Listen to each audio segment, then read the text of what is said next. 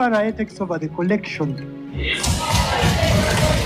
Akakiiko ka mpaka kanjudde alipoota ku nkozesa n'enzirukanya y'oluguudo lwa NTV Express mu Paalamenti ey'awamu.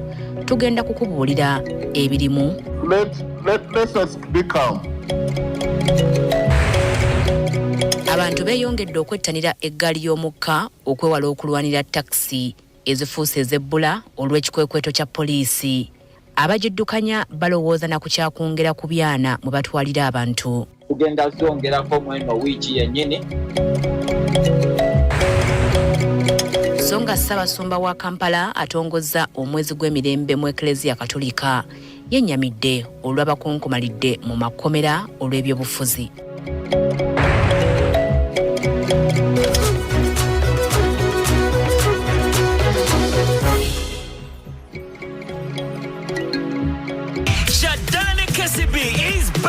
Dial *244#. Download the KCB U mobile app or visit your nearest KCB branch today. Win with KCB today. Terms and conditions apply. KCB Bank is regulated by the Bank of Uganda, and customer deposits are protected by the Deposit Protection Fund up to 10 million shillings.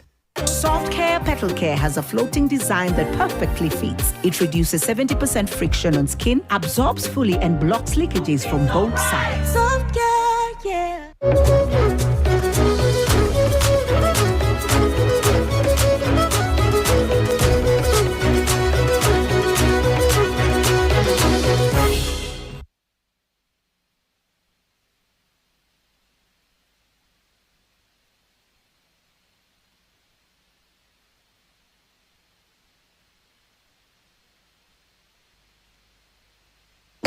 Nyongera okwaniriza ku NTV Akawungeezi olinange Sandra Nachiwola kakano NTV Akawungeezi kesimbule.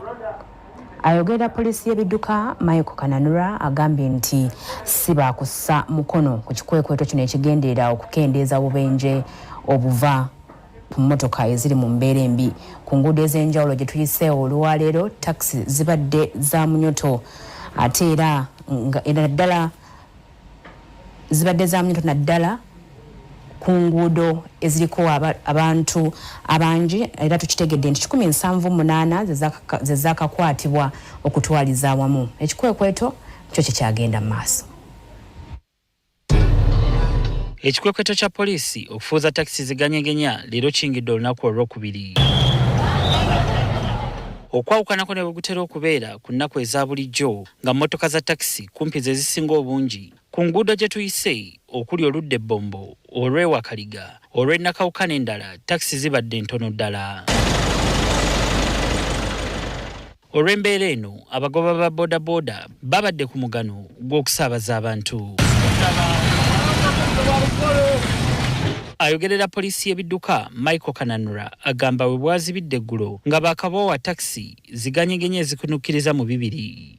Ate ku lunaku lwe byatandise tulaba emmotoka ez'enkana 178 ze zaakwatiddwa neziba nga zipaakingibwa ku stations ez'enjawulo mu Kampala metropolitan area we tugenda okuba nga tuzeekebejja ne ba IOVs, aba Ministry of Works and Transport ne aba poliisi then we tugenda okuba nga tuwandiikira abano bananyinizo ebintu bye bagenda okuba nga batereeza oba balongoosa mmotoka zaabwe. Ono atubuulidde kye bagenda okukolera mmotoka zino. Tuyina ebibonerezo bingi bye tuyinza okukola, oluusi ne tubatwala mu makooti, oluusi ne tubawa engasi EPS zaffe oba ne tubakotioninga caution nayo kibonolezo. Tukitegedde nti nnyingi ku mmotoka eziri mu mbeera embi bannannyinizo bazitutte mu galaji ez'enjawulo okulaba nga bazitereeza zituukane n'omutindo ogukkirizibwa ku nguudo.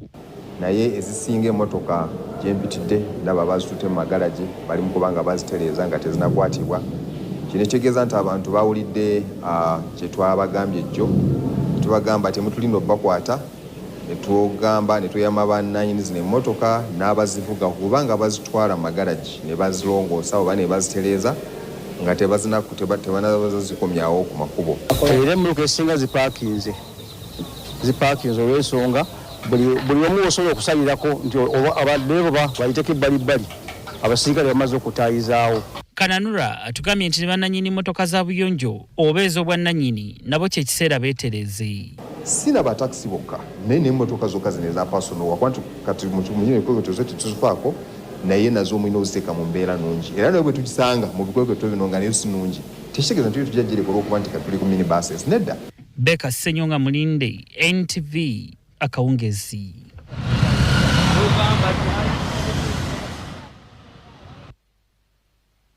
Msasi waffe atuuseko ku stage za taxi ne mu paaka inaasanze ebisale by'entambula babirinyisizza dda nga n'abasaabaze bali awo bakonkomadde. Babagoba ba taxi baagala bongerweyo waakiri ennaku 9 baddaabirize emmotoka zaabwe.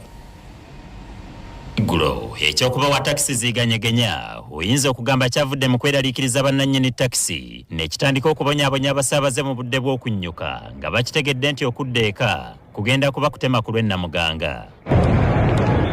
Tukimanyidde ddala nti taxi ekkirizibwamu abasaabaze 14 naye ku abo ababadde bagyesunze okugyesogga nga kikumala okutegeera nti emmotoka kyenkana mu paaka enkadde temuli. Wetwannyukidde eggulo wetutandikidde olwaleero ne tutalaga enguudo ez'enjawulo mu Kampala okulaba bwe guli era takisi ezibaddeko ng'oyinza ozibalira ku ngalo. Naye mu bifo bwe zibadde nga zimanyiddwa okusimba zitikka abasaabaze ku makubo okuli Kaleerwe n'awalala ebyo leero byabawunyidde ziizi. Kyokka emmotoka ezimu olw'abasaabaze okujjula munda ate nga ne mu kabuto kaazo omuterekebwa emigugu nga kakubyeko egisigadde giweekeddwa ku migongo gya taxi. Tuyingiddeko mu paaka empya eno yo tusanze emirimu gitambula kinnawadda newankubadde waliwo stage ezaakoseddwa. Mono emmotoka ezimu zaavudde mu kuddaabirizibwa ne baziyooyoota anti langi gwe bazifuuyidde eyafisse baamufuuyeeko n'ekubidangadi byazo okutemagana. Abagoba ba taxi olubawadde omuzindaalo basoose kwambalira bakwasisa mateeka nti nabo kabangali kwe batambulira ziteeka obulamu bwabwe mu matigga. Naye ate kabangali za poliisi zo enkadde zo ani azivunaanyizibwako? Enkadde kabangali za poliisi nazo mulimu enkadde nga taxi egisinga obuyonjo naye nga break down nkadde ngeringa esomba kasasiro naye nga bagitaddeko mu SK yo. Baagala gavumenti ebaddiremu eyimiriza ebikwekweto ku mmotoka zaabwe waakiri emyezi 3 baddaabirize ebisigalidde. Batuwa emyezi ng'ena oba 5 gijja tumala okwetereeza. Naye kino kyotugwira obugizi bana ekya kibi. Emmotoka zaffe baaziseganyegenya naye gw'ogamba zino twazikoze jjo lwasande okufaanana bwe zityo. Batuweeyo akabanga tukole obubulamu. Naye ekyamazima tosoose kulowooza ku bantu baavuwadde ku lwa kkubo eryo nga bagula takisi zaabwe ne ziggwawo ne badda mu kyalo ne balima.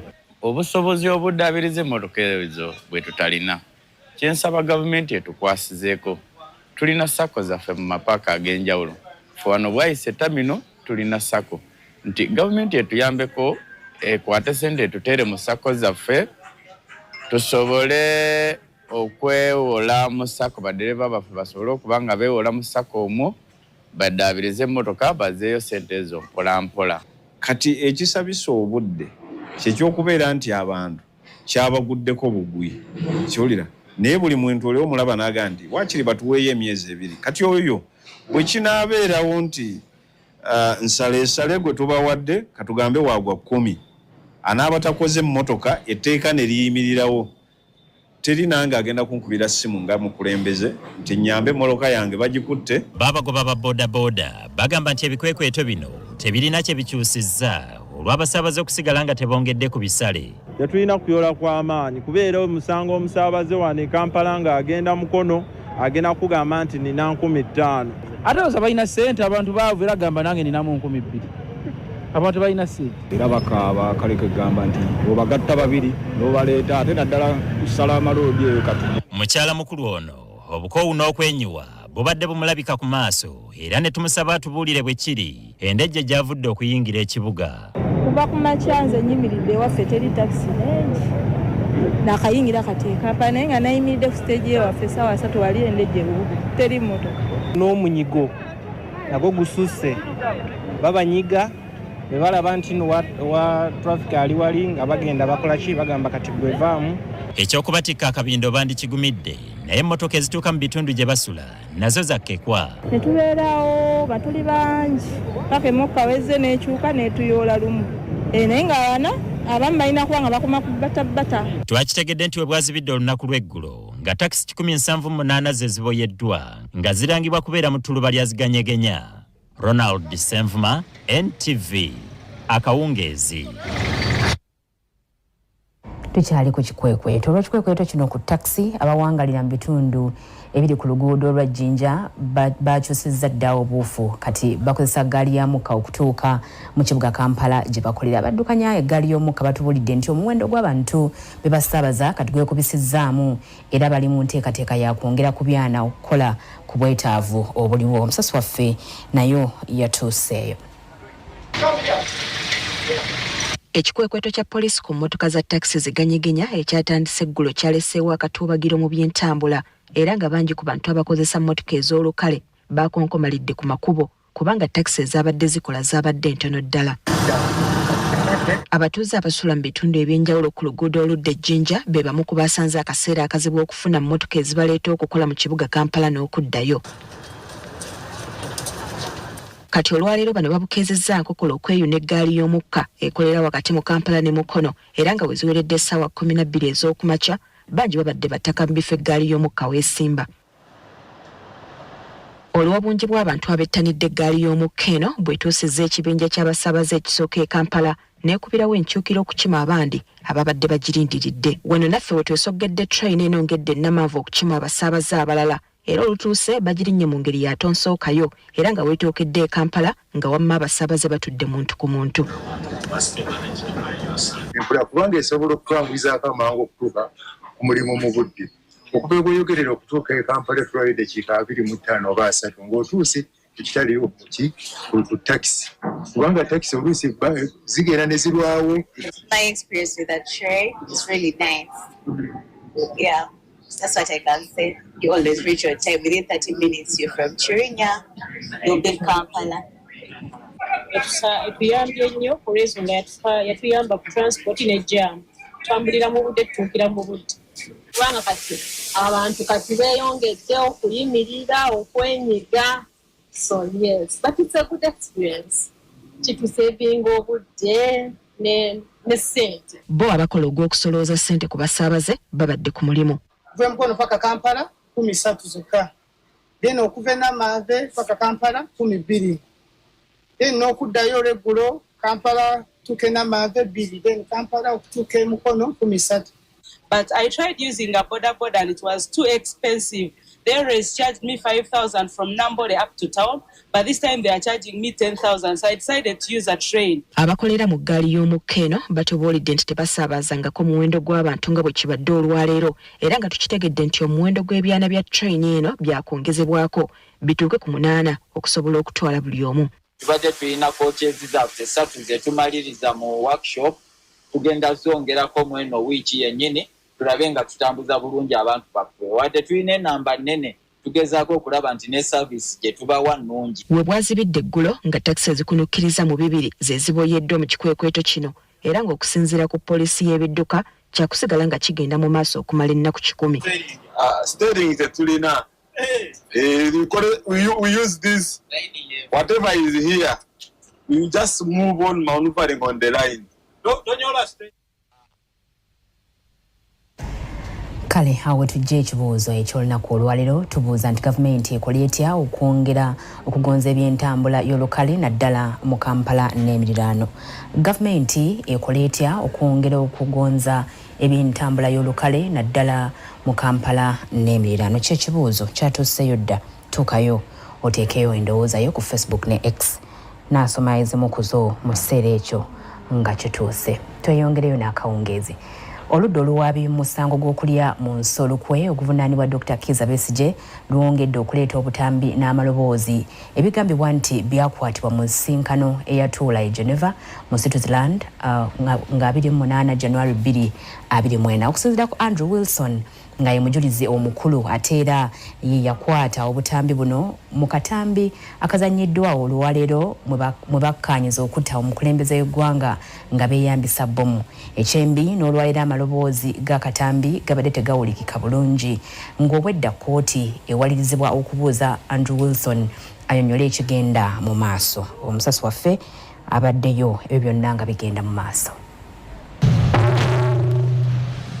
olwaliro kkooti ekutte olunaku olwokubiri nga yeekennenya obutambi n'amaloboozi ebigambibwa nti byakwatibwa mu nsisinkano ez'enjawulo. Dr. Kizza Besigye ze yeetabamu ng'ateekateeka okutta omukulembeze w'eggwanga n'okuvuunika gavumenti mu kiseera nga tannakwatibwa kuggulwako misango gya kulya mu nsi olukwe gy'ali mu kuttunka nagyo.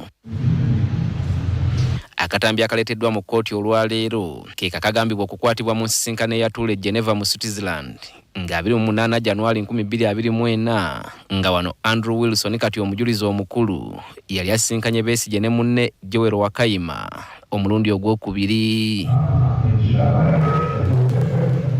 Okwawukanako n'akatambi akagambibwa okubaako ensisinkano eyasooka akazanyiddwa mu kkooti olunaku lw'eggulu. Akatambi ka leero kabadde kalabika bulungi era nga Wilson ategeezezza kkooti nga bwe yakakwata nga yeeyambisa kamera enneekusifu eyali mu power bank gye yateeka ku mmeeza eyali mu kisenge we basisinkanira. Where was this power bank? The power bank was on the main table in the meeting room. Mu katambi kano Besigye alabika bulungi kw'ossa Wakayima ko ne Andrew Wilson. Okusinziira ku Wilson mu nsisinkano eno Besigye yali musanyufu era nga yeetaya bulungi okusinga bwe yali mu nsisinkano eyasooka nga kino kitadde ku kuba nti yali amaze okumwesiga. I'd also like to say in this meeting Dr. Besigye was a lot more relaxed. What do you mean? In general, he was a lot more relaxed, a lot more talkative. A lot more talkative. A lot more talkative. Mbwera mu nsisinkano eno Besigye, Wakayima ne Wilson mwe bakkanyiza ku ky'okukola obulumbaganyi ku Museveni ng'obulumbaganyi buno bali bakubusa ku bayeekera ba ADF. My lord, here we're talking about blaming the ADF for the assassination attempt. Wabula bino byonna obwedda Wilson yabibuulira kkooti olw'okuba nti kibadde kizibu okuwulira amaloboozi g'akatambi agabadde gawaawaala obuwaawaazi.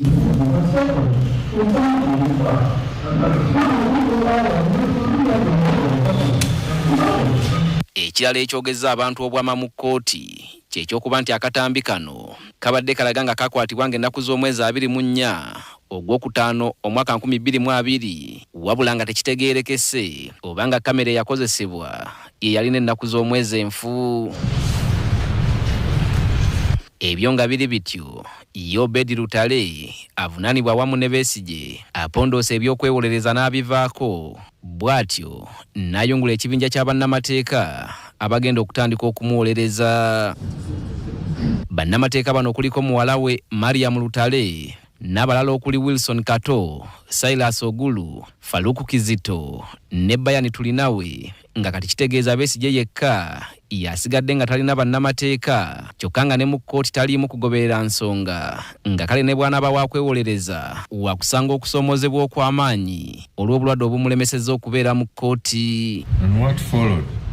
Kati enkya kkooti yakuwuliriza amaloboozi agaakwatibwa mu nsisinkano eragiddwa mu katambi olwaleero kw'ossa okugenda mu maaso n'okwekenneenya obutambi obwakwatibwa mu nsisinkano endala ezatuula e Switzerland ne Greece. Peter Serugo, NTV, Akawungeezi. Olugero lwa leero lukutuusibwa Global Paint, a reliable product. Olugero lwa leero. Kinanga tekigwamu lumonde. Kinanga tekigwamu lumonde. Ekinanga y'ennimiro esimiddwamu lumonde n'esigalaawo mu bufunze bwe musiri gwa lumonde omukadde. Kakati ekinanga kino oluusi boddayo era mwana wattu osangamu bulumonde obuyinza okukuwonya enjala. Amakulu mu lugero luno gali nti n'ebintu bitukyalabamu muwendo mwana wattu bw'okikwata obulungi oyinza okubisanga nga bikyali birungi ddala. Lwe lugero lwaffe olw'olunaku oluwaliro. Tubala 18 zezakayita ku ssaawa emu. NTV Akawungeezi keewummulemu. Amawulire amalala tukyalina mangi era bwe tudda ogenda kulaba bino. Olugero lwa leero. Global Paints. Your grandfather was a mere squatter. What's happening? We cannot afford to lose any more business. Today, I want to settle this once for all. It was like we inherited our family woes. Love and Beyond Season 1, Monday to Friday at 8:30 p.m. on Power Magic Prime. Stay connected to DSTV Channel 148 and GoTV Channel 303. But you're fine. You promised to send the money today. What happened? Gonzaga, please, I'm bringing you money. But the problem is the rain is raining and it's beating the roof. You forget this. Hey, how many times should I teach you these things? You use the Gonza Pay. With Gonza Pay, you can send and receive money. You can pay bills, buy airtime, and also do merchant payment instant. Yes. No, no, it's okay. Now let me first charge my phone, because the battery is doing a twa. Then I eat. Then I also wait for my mother to come. Even my wife is on the way. Yeah? You use Gonza Pay. Yeah, okay. Introducing Gonza Pay, an easy-to-use payments app. You don't have to have an account with any bank. Just dial *211# or download the Gonza Pay app and make transactions anywhere, anytime.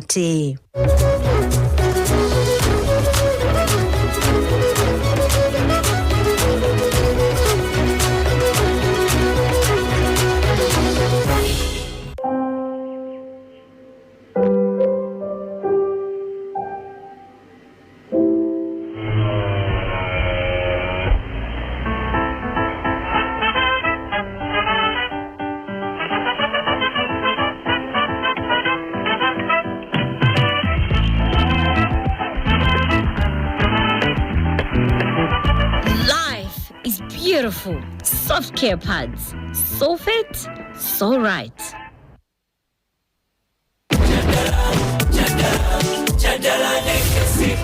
Jadalane KCB is back, bigger and better. Open a new KCB account or make a deposit into your existing account to reactivate it and stand to enjoy exciting rewards like airtime, data bundles, and free transactions for 4 whole months. Dial *244#. Download the KCB U mobile app or visit your nearest KCB branch today. Win with KCB today. Terms and conditions apply. KCB Bank is regulated by the Bank of Uganda, and customer deposits are protected by the Deposit Protection Fund up to 10 million shillings. Hello. Yes, mwami mukasa. Mutianeyo. Yono broka. Yes, broka wa mayumba. Bangambye ne nyumba za mwenonjiko. Kitufu. Oyagala yabisenga bimeka. Ngabisatu. Ebeyi agigambye. Abangambye saa 5. Denda 7 zali nyamuko. Yidwachi. Anti rangi je tusigisa ya mulembe. Ati nefali ya kitundu yalinnya. Musigisaji. Global Paints. Mutia. Ku ceiling. Tukozesa Global Mat. Ate munda ne tukozesa Global Silk Vinyl. Singa kwetaga wabweru. Wabweru tukozesa Global Weather Coat Emulsion. Kusiga je musiga. Ogwo mutindo okusashulira sente zonna. Guli umite. Global Paint, a reliable product. Libadde essanyu ku ssomero lya Muzza High School erisangibwa ku kyalo Kabembe mu disitulikiti y'e Mukono bwe babadde baaniriza abayizi baabwe abeetabye mu mizannyo gya East Africa gya secondary mu ggwanga lya Tanzania nga bano beetabye mu muzannyo gwa lacrosse gye bawangulidde silver.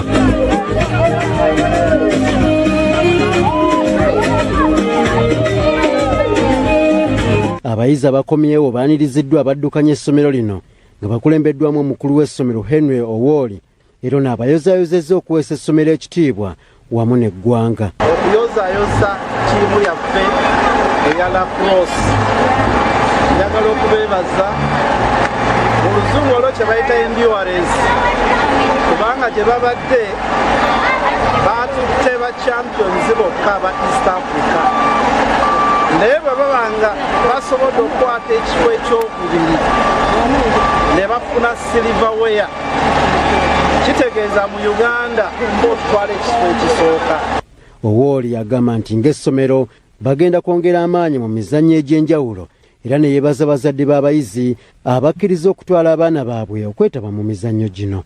Ekisooka olugendo lwennyini lubadde lukooya kilomita 1,500 okugenda kwokka n'okudda 1,500 naye bwe baba nga basobodde okutambula olugendo olwo ne bakomawo n'obuwanguzi tubeebaza ate ne twebaza Katonda. Fenga mbuza kye tutuuseeko tekitera kubaawo. Ye Stephen Mayanja amyuka omukulu w'essomero lino nga ye yatambudde n'abayizi okugenda e Tanzania agamba abayizi baabwe bakoze n'amaanyi ekyabasobozesezza okukwata ekyokubiri ne bawangula silverware. Kuba baleeta bachampiyoni okuva mu ago amasomero gonna era ndi musanyufu nnyo tetwasobodde okukwata ekifo ekyokubiri ng'abamuza high school.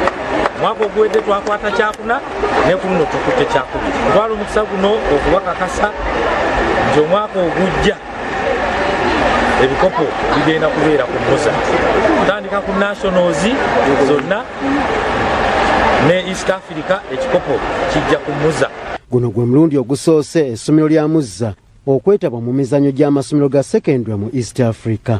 Katongole Moses ne Ronald Kalumba, BBS Telefina, Gambuuzi.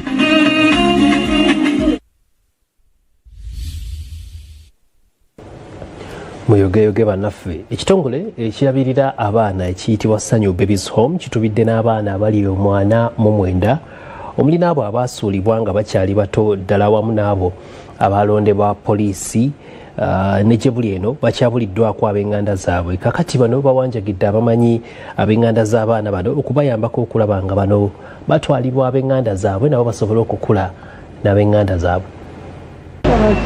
Leonard Mugerwa gemanya g'omwana ono gwe mulaba ng'ono poliisi yamujja mu bitundu by'e Kaleerwe mu ggombolola y'e Kawempe okumuleeta ku Sanyu Babies Home wakuumibwa kati. Mugerwa atemera mu gy'obukulu 5 nga bw'omubuuza amannya ga nnyina agamba nti ye Lusiya ate aga kitaawe atubuulidde nti ekizito kiggundu nga n'abamu ku baganda be aboogera. Maama we yaani? Lusiyaani. Ate taatawo? Ekizito kiggundu. Ate mikwano gyo be baani? Mugerwa si ye yekka wabula waliwo n'abaana abalala okuli n'abooluganda 2 nga bano poliisi yabaleeta oluvannyuma lw'okusanga nnyabwe ng'atabuse omutwe ng'abalabirira abaana ba Sanyu Babies Home bwe balambulula. Naye maama twasobola okwogerako naye. Maama yatugamba omwana ono omulenzi yamuzaalira Mpiriggwa mu ddwaliro e Ssekanyonyi. Era nga taata w'omwana ono bamuyita Kyakooni Alex. Ono omulenzi kati ate ono Namande yate yamuzaala mu gwa 7 nga 2023 ku Mutiyana General Hospital gye yamuzaalira ono. Era taata we yafa nga bamuyitanga Walakira Ismail. Ayogera nti ye yenna Kintu Namande. Ate ye Isaac Byalugaba naye akyabuliddwako ababe ng'ono poliisi naye yamujja ku kkubo olwannyina okutabuka omutwe wabula ng'akyabuliddwako ab'enganda ze. Leonard Mugerwa n'abalala bakola omuwendo gw'abaana 49 Sanyu Babies Home beetubidde nabo okuzuula bazadde baabwe nga bino akulira Sanyu Babies Home Babula Nancha Mutagubya abibuulidde ab'ekkanisa ya St Apple ekiva e Bulaaya Seguku Church of Uganda bwe babadde bagenze okudduukirira abaana bano n'okkuza sabbiiti ya Sunday School mu kkanisa eno.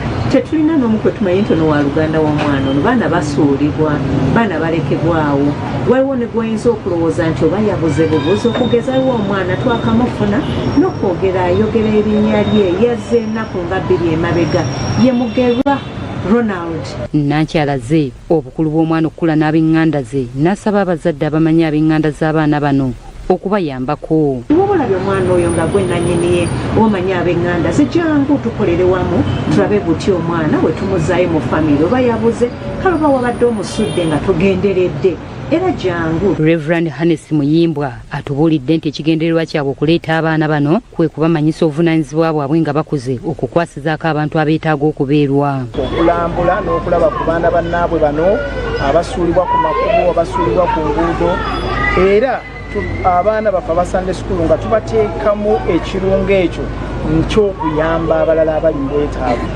So tuleesa abaana abaffe ng'ekyokulabirako oba basobole okuyiga nti bwe babeera eno waffe mu bazadde ogwo guba mukisa era omukisa ogwo guva ku Katonda. Kanisa oluvannyuma ekwasiza abakulira ekifo kino ebintu ebikozesebwa mu bulamu bwabwe obwa bulijjo omuli sabbuuni, sukaali n'ebirala okubayambako mu kulabirira abaana bano. Jacqueline Nantale, BBS Telefina, Gambuuzi. Omwezi ogujja bannamateeka bamuwanga Kivumbi ku mulundi guno nga bakulembeddwamu Samuel Muyizi balaze obutali bumativu era batubulidde nti bakuddukira mu kibiina kyabwe ekiramula bannamateeka okuloopa omulamuzi olw'okukozesa obubi obuyinza bwe.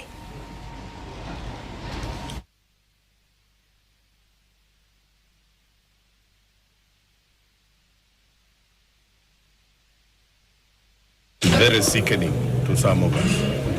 And this prolonged delay to grant him bail is deliberate because I think it is intended to punish him.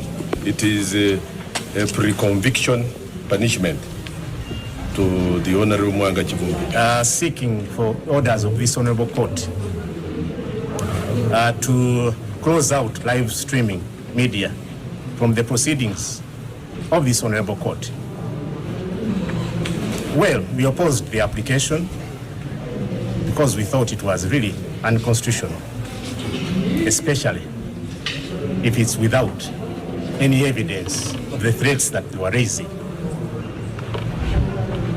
The state's contention is that such orders were intended to protect ASP Bananywa, to protect AIP Akampulira, and Corporal Omota Julius, who were all police officers. So they sought an order to protect witnesses who are security. Security witnesses sought to be secured by the court, and that order has been granted. Of course, in as much as we respect court, we have the right to disagree with the decision of court.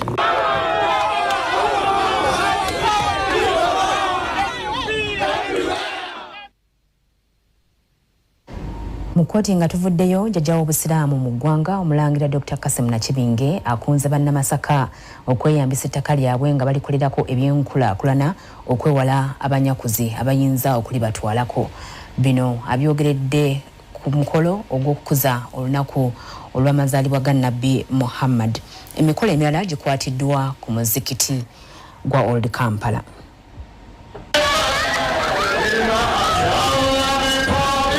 Emyaka kati giweze 105 Nabbi Muhammad okusasira kwa Katonda n'emirembe bibere ku ye bukyazaalibwa.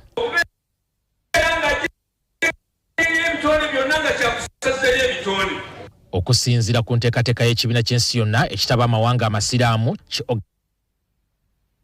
Organization of Islamic Cooperation, Uganda mwe yafuuka memba mu 1974 wansi w'obukulembeze bwa Idi Amin Dada takanyizibwa Islam and social economic development.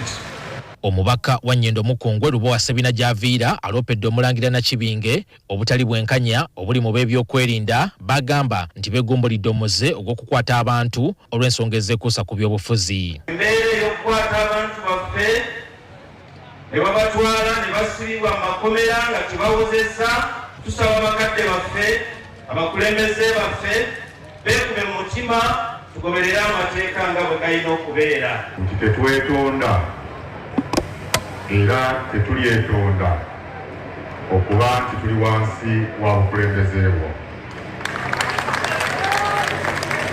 Ekyo kyo kyetugenda kyetonda. Supreme Mufti wa Uganda Sheikh Muhammad Galabuzi ajjukizza abasiraamu obukulu bw'olunaku luno. Ebyayogerweko obwavubuule eggwanga literere ensembere n'emirembe olwakati abantu buli mwatula ku munne ng'alina essana. Mu bigambo bye omulangira Kasimu Nakibinge nga yabadde omugenyi omukulu akunze abantu obutagayalirira ttaka lyabwe wabula babeeko bye balikolerako basobole okujja mu bwavu. Ekisobola okukuuma obugagga bwa Buganda bw'amawanga yonna gye muli ttaka. Mbasaba muleme kwonoona ttaka kubanga kyekitobugagga Katonda kyewa buli muntu yonna gye bamuzaalira. Engeri yokka gye munaalikuuma kubaako kye mulikolerako. Nakibinge asomoozezza bannayuganda okwettanira obumu n'asiima abakulembeze b'eddiini ez'enjawulo abeetabye ku mukolo guno. Era ng'okusoomooza kuno ndowooza kujja kugenda eri abantu bonna mu ggwanga bayigire ku bannamasaka. Emikolo gino gyonna egibeera amadiini ffenna tube nga twegattiramu era nga tusisinkana. Nakibinge asabye bannayuganda okwettanira ebibazimba okusinga ebibaawula olwo eggwanga lisobole okutambula. ebitugatta bye bisinga obungi ne lwaki ate twerumaaluma ku buntu obutono. Bannaffe mwebale nnyo, mwebale okuba n'omutima okuleetera bannayuganda ffenna okutambulira awamu ne tuba nti eggwanga ffenna lyaffe. Emikolo emirala gikwatiddwa ku muzikiti gwa Old Kampala era nga gyetabiddwako abakkiriza ab'enjawulo. Wano Speaker Parliament Jacob Maxon Zoboth akiikiriddwa amyuka Ssaabaminisita owookusatu Lukia Isanga Nakadaama ng'ono mubaka bwamutisse atendereza enjigiriza y'omubaka Muhammadi gye yalekera abasiraamu esimbye amakanda mu kutumbula embeera z'abantu n'okukulembeza ebikolwa eby'ekisa. But the lively reality of Islam in Uganda tells a powerful testimony to Islam's contribution to peace, compassion, and socio-economic development. Nebaza His Excellency President w'eggwanga lino olw'eddembe ly'okusinza n'enkolagana ne Uganda Muslim Council era tusaba abasiraamu tubeere bantu ab'emirembe abatambulira awamu abagondera ebiragiro. Kiba kibi nnyo okulaba nga abasiraamu ate ku misango basanga nga bali ku bukalalanda basekamu obungi. Kiki ky'olowooza kikuleeteddwa?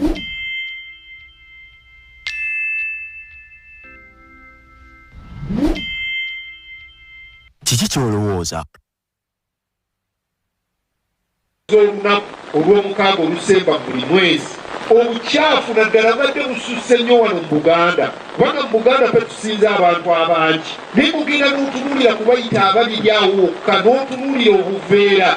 Olw'embeera y'obudde ekyukakyuka ennyo ensangi zino era ng'ekosezza nnyo abalimi akalaatidde abantu bonna okwetanira enkola ey'okufukirira ebirime bongere ku mutindo ku bye bakola era bafunemu.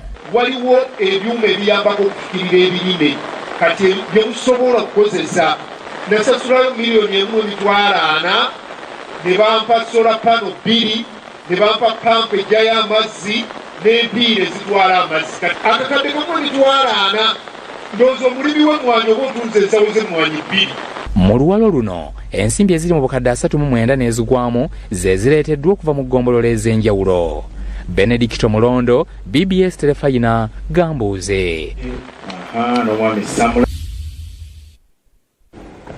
Ate minisita w'obulimi n'obulunzi mu Bwakabaka ow'ekitiibwa Alhaji Amis Kakomo akuutidde bamusaayi muto okwettanira enteekateeka ez'enjawulo eziri wansi w'ebyobulimi n'obulunzi kw'ossa okugatta omutindo ku bye bakola basobole nabo okweyimirizaawo. Oweekitiibwa Kakomo abadde aggalawo omusomo gw'ebyobulimi n'obulunzi ogw'abayizi ku ssomero Ligayaza High School mu Kyaddondo. Abaana abawala abasobye mu 5 okuva mu masomero ag'enjawulo bakuŋŋaanidde ku ssomero Ligayaza High School Egayaza Musaza Kyaddondo okubangulwa okulima n'okulunda wamu n'okugattako omutindo kw'ossa n'okunoonya akatale. Oweekitiibwa Haji Amis Kakomo, minisita w'obulimi n'obulunzi mu Bwakabaka, yagaddewo omusomo guno ogumaze ennaku 5 ng'abayizi babangulwa. Njagala okwebaza Abagayaza High School okuteekateeka kampu essomo lino basobola okwetandikirawo emirimu egyabwe nga bamaze okusoma. Weewaawo baba basomye professions endala naye n'obulimi baba basobola okubutandikawo. Abantu balowooza nti ensigo ekwata ng'ogenda mu kulima ne mu kulunda, naye kakati Obwakabaka bubadde busaale mu kukyusa endowooza eyo. Oweekitiibwa Haji Amis Kakomo agamba nti abaana abato balina okusomesebwa ebyobulimi n'obulunzi bafune obukugu obumala ng'oggyeko ebyo bye bayiga mu kibiina. Kya mugaso nnyo era kirungi nnyo abaana baffe okubasomesa ebikwata ku bulimi n'obulunzi naddala nga bakyali ku myaka emimpi bwekiti. Ekiganyulwamu ekikulu okusooka bayiga ne bafuna okusoma omulimo ogw'omutwe ogujja okubayamba nti wadde ne balaba basomye ebyobusawo ebya makanika basobola okukozesebwa mu kisaawe ky'ebyobulimi n'obulunzi. Omukulu w'essomero lino Robina Kizito agamba nti no lyekkuba ettuufu abaana lye balina okuyitamu okubangulwa mu bintu eby'enjawulo. Nga Gayaza tukunjula abaana ba buwala ne bamaama b'enkya balina okulaba nti mu maka gye bali oba mu mirimu gye bakola basobola era okukola ekintu ekirala okuleka bye bakugukamu bye baluubirira naye nga n'ebyobulimi ebibeezaawo amaka mmere gy'onooteeka ku mmeeza nga tolina jjijja mu katale buli kaseera. B'abayizi nga bakulembeddwamu Patrick Muhinda abakulembeddemu okubabangula agamba nti abayizi babongeddeko obukugu oba okutunda ebintu bye babeera bamaze okugattako omutindo. Mu ku ebyo bye tubatendeseemu mu nnaku ez'ettaano kyekyokuba nga basobola okutunda okumaketinga okubrandinga ebyo byonna bye banaaba basobodde okukola ku magezi ge tubawadde. Naye waliwo abataamu abakola agriculture ne bagenda mu camp ne bakomaawo naye ffe mweno camp tugendagenda n'ewaka tubipracticinge twongeremu nnyo n'amaanyi mu agriculture kuba agriculture is the backbone of Africa. Izo okukola mayonnaise kubanga tugula nnyo American garden naye ng'ate wa bbeeyi nnyo. So ennaku zino nange njiza okwekolera njabyekolera mbyete ku ssomero.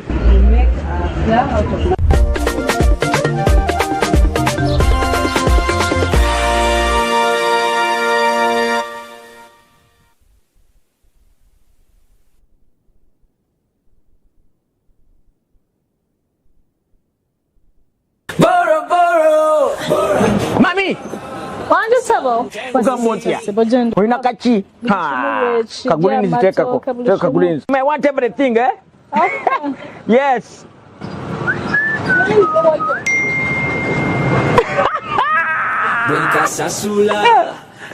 So, when I pay the time, this will increase my loan limit. Hey! Hemutieni momo. Madam, remove the food. Put more meat. Add the meat. Yes. Of the toll fees and immediately put in place an electronic payment system. Right now, from my own research, from day one, AGs signed the contract to the government of Uganda. Up to today, up to now, they have never given the source code of that system to government of Uganda.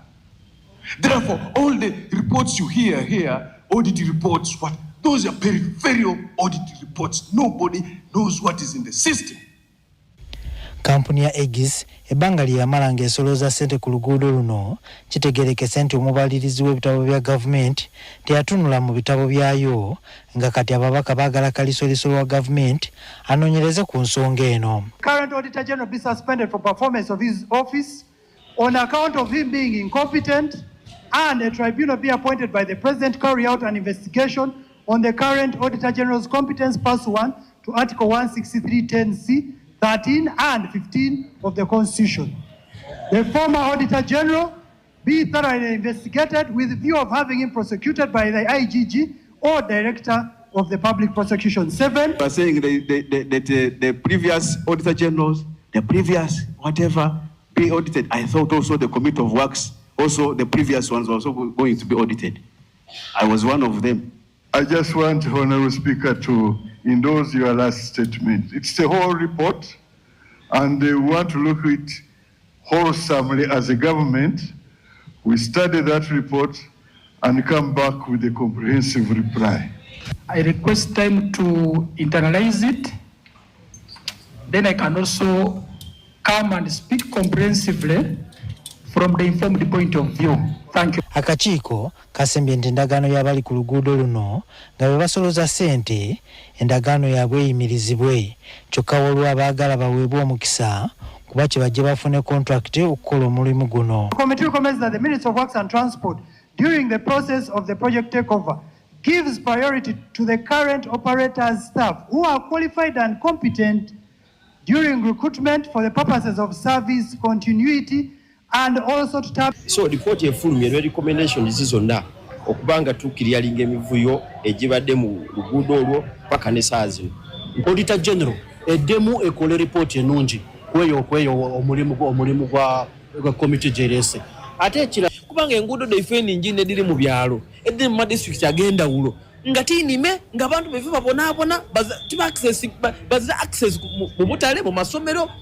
Onajjukira nti olunaku lw'eggulu abaddukanya oluguudo luno bategeezezza ng'ensimbi ze basolooza ku bidduka ebiyita ku luguudo luno bwe zeeyongedde okuva lwe batandika omulimu. Kuba ssente ze tukolektinga ssaawa eno zisinga kwezo zaali zisuubirwa okuba nga zisoloozebwa kaakano. Abantu oluguudo balukozesa, abantu oluguudo lubayamba luyina value gye bali. That is why we see nti traffic yeyongedde, esente zisuka. Kino okutegerekeka nti kampuni eddukanya oluguudo eya Pinnacle tekola gwa kusoloza ssente ku bidduka ebiyita ku luguudo luno gwokka, wabula yeevunaanyizibwa ne ku kuluddaabiriza okulukuumira mu mbeera ennungi ssaako n'okudduukirira baba bafunye obuzibu nga bakozesa oluguudo luno. Juma Kiriya, NTV Akawungeezi.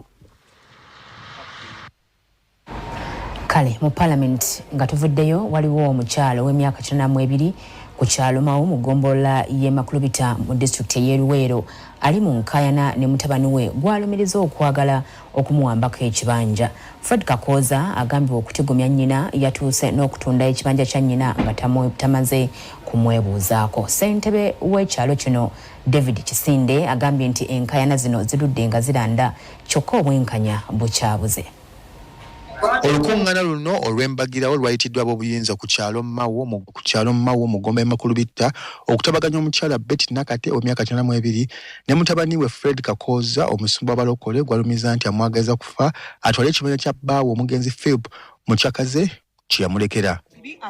Nakate agamba nti yatandika okufuna enkaayana ne mutabani we amangu ddala nga bba yaakafa mbwera olwava e Magombe ne yeeronda ng'omusika kyokka ekyennaku si ye mwana mu luggya luno anti yajja naye mu bufumbo. Omwana oyo namuzaala mu Tanzania nenzijja wano nga mulezi ng'ayonka nga kyana kito.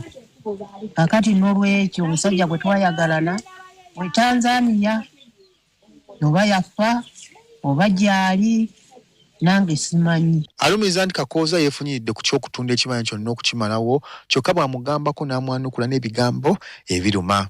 Munatunzeewo munotunuulira kyerereza ekyo kyonna kye yatunze nga sitegedde nga tanyeebuuziza nakwo. Abatuuze bagamba nti enkaayana z'abantu bano baludde ebbanga nga baziwulira kyokka newankubadde bafuye okubatuuza bakkaanye amagoba teganalabika. Kakooza yeeteekako obwa pasitali waawo n'ekkanisa agirina amutawanyiriza emyaka. Ndi musajja mukulu wa myaka 78 naye amutawanya olw'ekifo kye baafuna n'ebibba. Bamusobola okutuyamba tusigaze obumu bwa famire, mutuyambe tusigaze obumu bwa famire. Ekyokusookedda tuveemu abajjajja okuboola abazzukulu. Muganda wange Kakooza wakitategeeragana na maama buli saawa nsikagano ye lwaki akakanyala n'agamba muye tajja kwepondera nnyina ani yamuzaala. Ye Fred Kakooza ayogerwako alumiza nti Philip mukyakaze ye gwayita kitaawe bwe ekibanja kino yakimuwa mu bulamu newankubadde talina bukakafu bwesigamwako okukakasa kino. Twava mu kkooti eyo ng'ekibanja kigabanyiziddwa emyaka kati giweze egiyiseewo nga buli omu amanyi nti mpita wano. Munnamateeka Aziz Kasujja owa Biddan Company Advocates alambise enjuyi zombi ku mateeka agalungamya obusika. Ntandika okukola amalaami kasoba ng'osobola okuba bbulooka zo oba n'olima n'ogula ekintu kyo etteeka likukola eddaame lyo muddamu osobola okugaba nga oba olabye. Mu kaseera kano Nakate ayagala minisita w'eby'ettaka Judith Nabakooba ajja mutaase ku mutabani we ayagala okumwettira. 14 zezibulayo okwera ssawa 2 katujjawo obubaka buno tukomawo n'ebyemizannyo.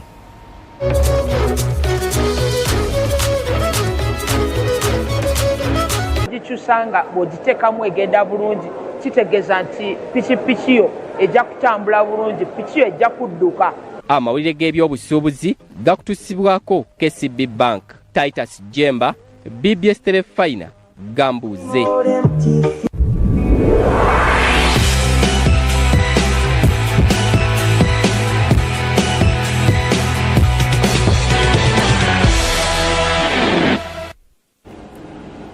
Mu byemizannyo ttiimu y'eggwanga ey'omupiira gw'ebigere ey'abali wansi w'emyaka 20 eyitibwa Uganda Hippos etandise okutendekebwa nga yeetegekera emipiira ejja okusunsulamu amawanga agagenda okwetaba mu mpaka eza African Cup of Nations ez'abali wansi w'emyaka 20. Ttiimu enkambi egikubyeko kisaawe kya FUFA Technical Center enjeru.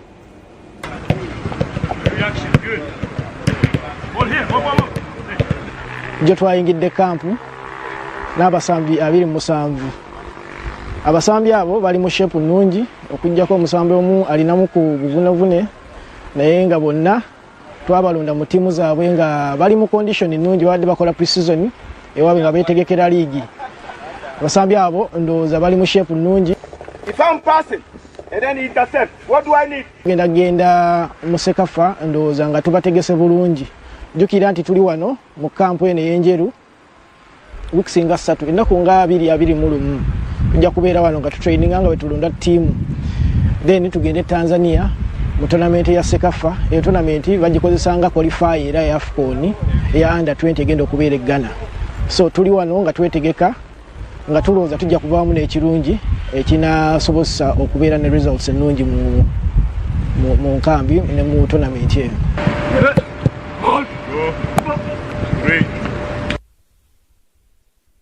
Tetugenda kusukka wano badde mulabi mulungi okuviira ddala gye twatandikidde n'okutuusa kati nga tuba 2024. Mary Nubacholo kateesa omukono ku ndagaano ne ttiimu ya NSW Swifts ey'okubazanyira mu sizoni ey'omwaka gwa 2027 mu liigi ya Super Netball eya Australia. Ono yegasse ku ttiimu eno ng'ava mu kilabu ya Queensland Firebirds nayo eya Australia gye yegattako mu 2024. Mu nzannya 28 mu sizoni ebbiri z'azannyidde mu kilabu ya Queensland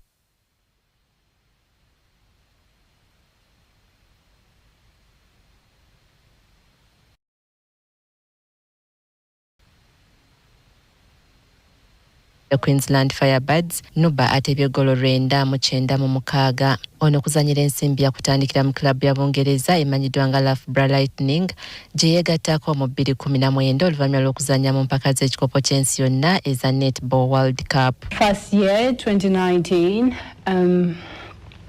I was very nervous even to come here because I'm just not used to being like the only family member in the place, so it was all new. So at the end of the season when I won top scorer, and that was my first ever season in the UK, the amount of trust that is being put into me is just amazing. Sometimes I doubt myself the most, and Nat or someone or Hannah will be like, Mary, you got that easy, like you can take that anytime.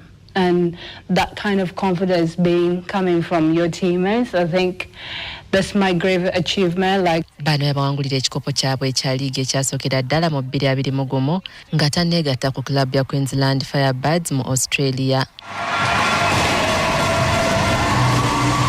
Nuba yasooka kuzanyira ttiimu y'eggwanga ya Uganda mu mizannyo gya World University Games ezaali e Kampala mu 2018 era oluvannyuma n'akiikirira Uganda mu kikopo ky'ensi yonna ekya Netball World Cup mu Bungereza mu 2019.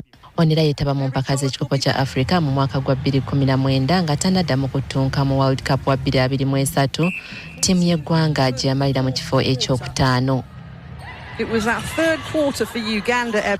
Nuba nga nzaalwa ya South Sudan yasomera ku St Mary's ekitende lyakiikirira mu mpaka z'amasomero ez'eggwanga ez'enjawulo wakati w'omwaka gwa 2013 ne 2016. Mu 2017 Nuba yegatta ku ttiimu y'okubaka eya Nick Netball Club gye yazanyira okuva mu 2017 okutuuka mu 2018. Regina Naluja, NTV, Akawungeezi.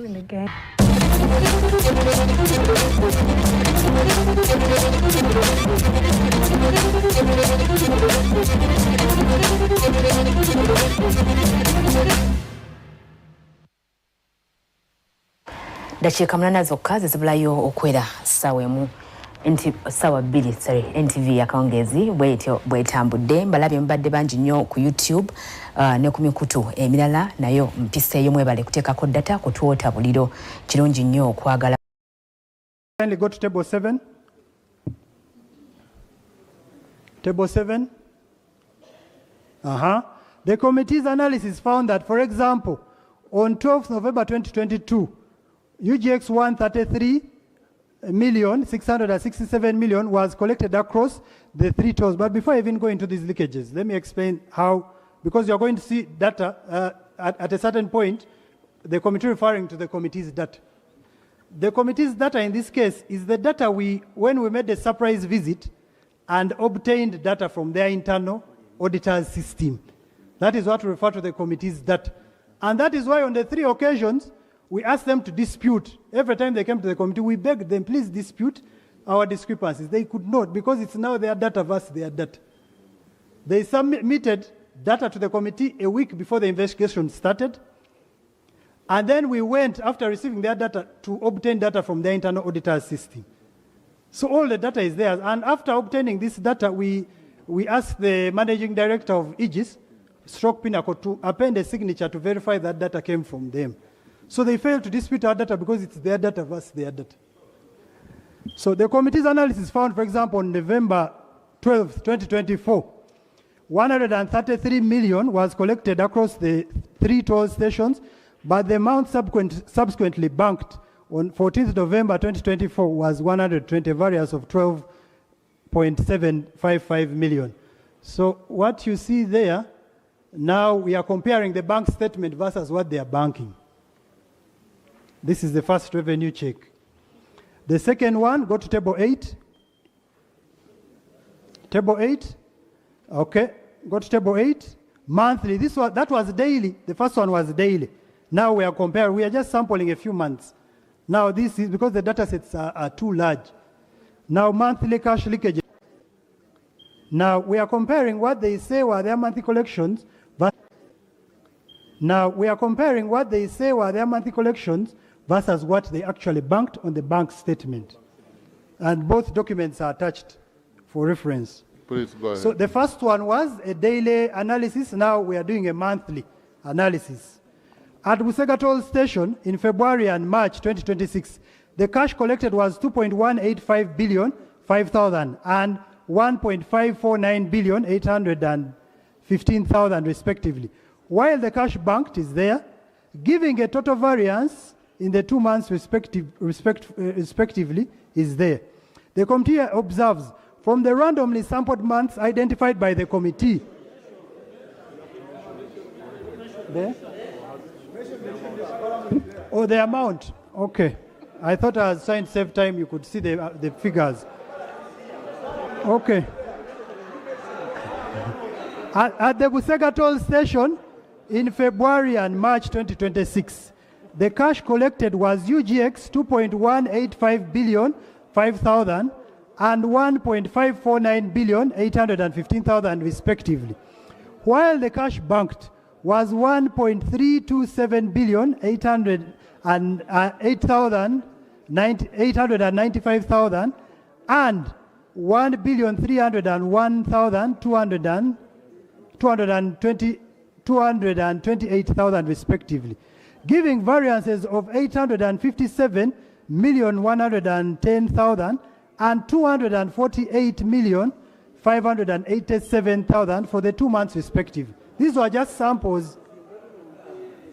The committee observes that from the randomly sampled months identified by the committee, it clearly demonstrates inconsistencies in monthly revenue collections by the operator vis-a-vis the amounts banked in the same months in the operations account in Stanbic Bank, giving a staggering and mind-blowing total variance of 1.1 billion 5,697,000. Misclassifications of vehicles. The committee conducted a live test at the toll gates to determine whether the system would permit access to a higher vehicle class using UPESI card registered to a lower class. We use the card registered for a class B. This is a normal car paying 5,000. A small one, yes. Our UPESI card registered to class B vehicle was used and was found to grant access to a coaster properly falling within class 4. This confirms that a cash transaction, the toll gate would similarly open for a misclassified vehicle, since classification is determined manually by the teller on duty, who selects the vehicle class and receives payments before granting access. This exposes the system to underclassification, whereby a teller may receive a higher cash amount from a road user but declare a record lower amount corresponding to a cheaper vehicle class. Aegis audited financial statements, right, Honorable Speaker, Honorable Members, go to the table for the interest of time. We looked at their audited books of accounts, and we realized they declare losses all the time. Since inception. The committee, and you can see the revenue they get is 13,879,598. You look at their cost of sales, the gross profit is now reduced to 109,865,000, plus the other income of 7.4 million, giving a gross income, go down, kindly go down for the members to see. Then they inflate the total operating costs, giving us a zero. The committee observes that, notwithstanding reported losses in each of the 5 years of the contract, Aegis continued in operation throughout the contract term and subsequently able to novate the contract to Pinnacle Security Limited. This casts serious doubt on the reported financial loss, and in the committee's view, this warrants a forensic tax audit because the same operator sought an extension after the expiry of the contract period. So if he was making losses, we don't know why he still wanted to continue. Data integrity analysis. Now, go to the data integrity 9.0. Now here, at first we were using the bank statements. Now we are using data integrity based on the data received from the internal auditor. This section presents the committee's independent computational analysis of the raw transactional data obtained from Aegis, benchmarked against corresponding summary figures reported by the Ministry of Works, Transport, and using the sampling methodology using big data analysis. This is now software, the Python programming language. Because from 2022, these data sets are too large. So for each of the five sampled months, now we have sampled months, kindly go to the table. For each of the 5 sampled months, the committee independently computed total revenue from the raw Aegis transactional data and compared it against the corresponding figure reported by the ministry. What the ministry reported is the same as what the operator reported. When you look at that table, for example, January, what we got from their internal auditor system showed that they got 2.4 in January, 2.481 billion, 744. But what they report and what they banked was 2.3, a variance of 134 million, 52,100. The same throughout those sampled months. We are comparing what their internal auditor gave us and what their manager certified versus what they submitted to the committee earlier and what the Ministry of Works has. The committee observes that the ministry's figures being lower than the committee in every single sampled month without a single instance of the reverse is not consistent with the random data entry error. When you use this programming language, you don't make errors. It's impossible. With random data entry errors, which would ordinarily be expected to produce discrepancies in both directions. It is more consistent with systemic issue on how revenue is recorded, reconciled or reported by the ministry. The size of the gap grew steadily from January 2022, a negative 5.71, to November 2024, a negative 10, before narrowly sharply or in May 2026 to 0.49.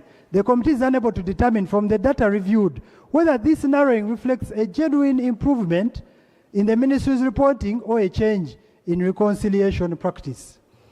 Inconsistencies in reported traffic. At first, we were comparing random months using programming languages.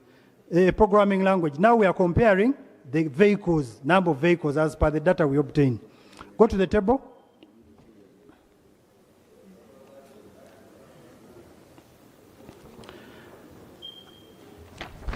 So in the table, in the first table you see there, to prove that this software actually works. Applying the same methodology, the committee independently computed the number of vehicles passing the toll stations by vehicle class of the same 5 sampled months, the other months, and compared this against the ministry's reported traffic, table 13 and table 14 below. Now what shocks you when we use this data analytic software, for the month of December, we had exactly what they have. But now you go to the next table. That means it is actually working. Now, when you go to that table, Right Honorable Speaker and Honorable Members, the ministry reports to have more 104,494 more vehicles than ours. But again, what beats our understanding, they report less revenue. So either this is engineering, creativity, we shall see. Or they forgot to reconcile. Or they forgot to edit. In December 2023, the two data sets matched exactly across every vehicle class with 0 discrepancies. In May 2026, by contrast, the ministry's reported traffic exceeded the committee's independently computed traffic in every single vehicle class. And you see, let's go back to the table. Right, Honorable Speaker, Honorable Members, even if you compute that, the number of vehicles they have given, the ministry has reported, times the amount each class is supposed to pay, you will find that they should have declared 4.4 billion. But instead they declared 3.9 billion. Go to the table. Kindly go to the table. The graph, the next graph, for the interest of time.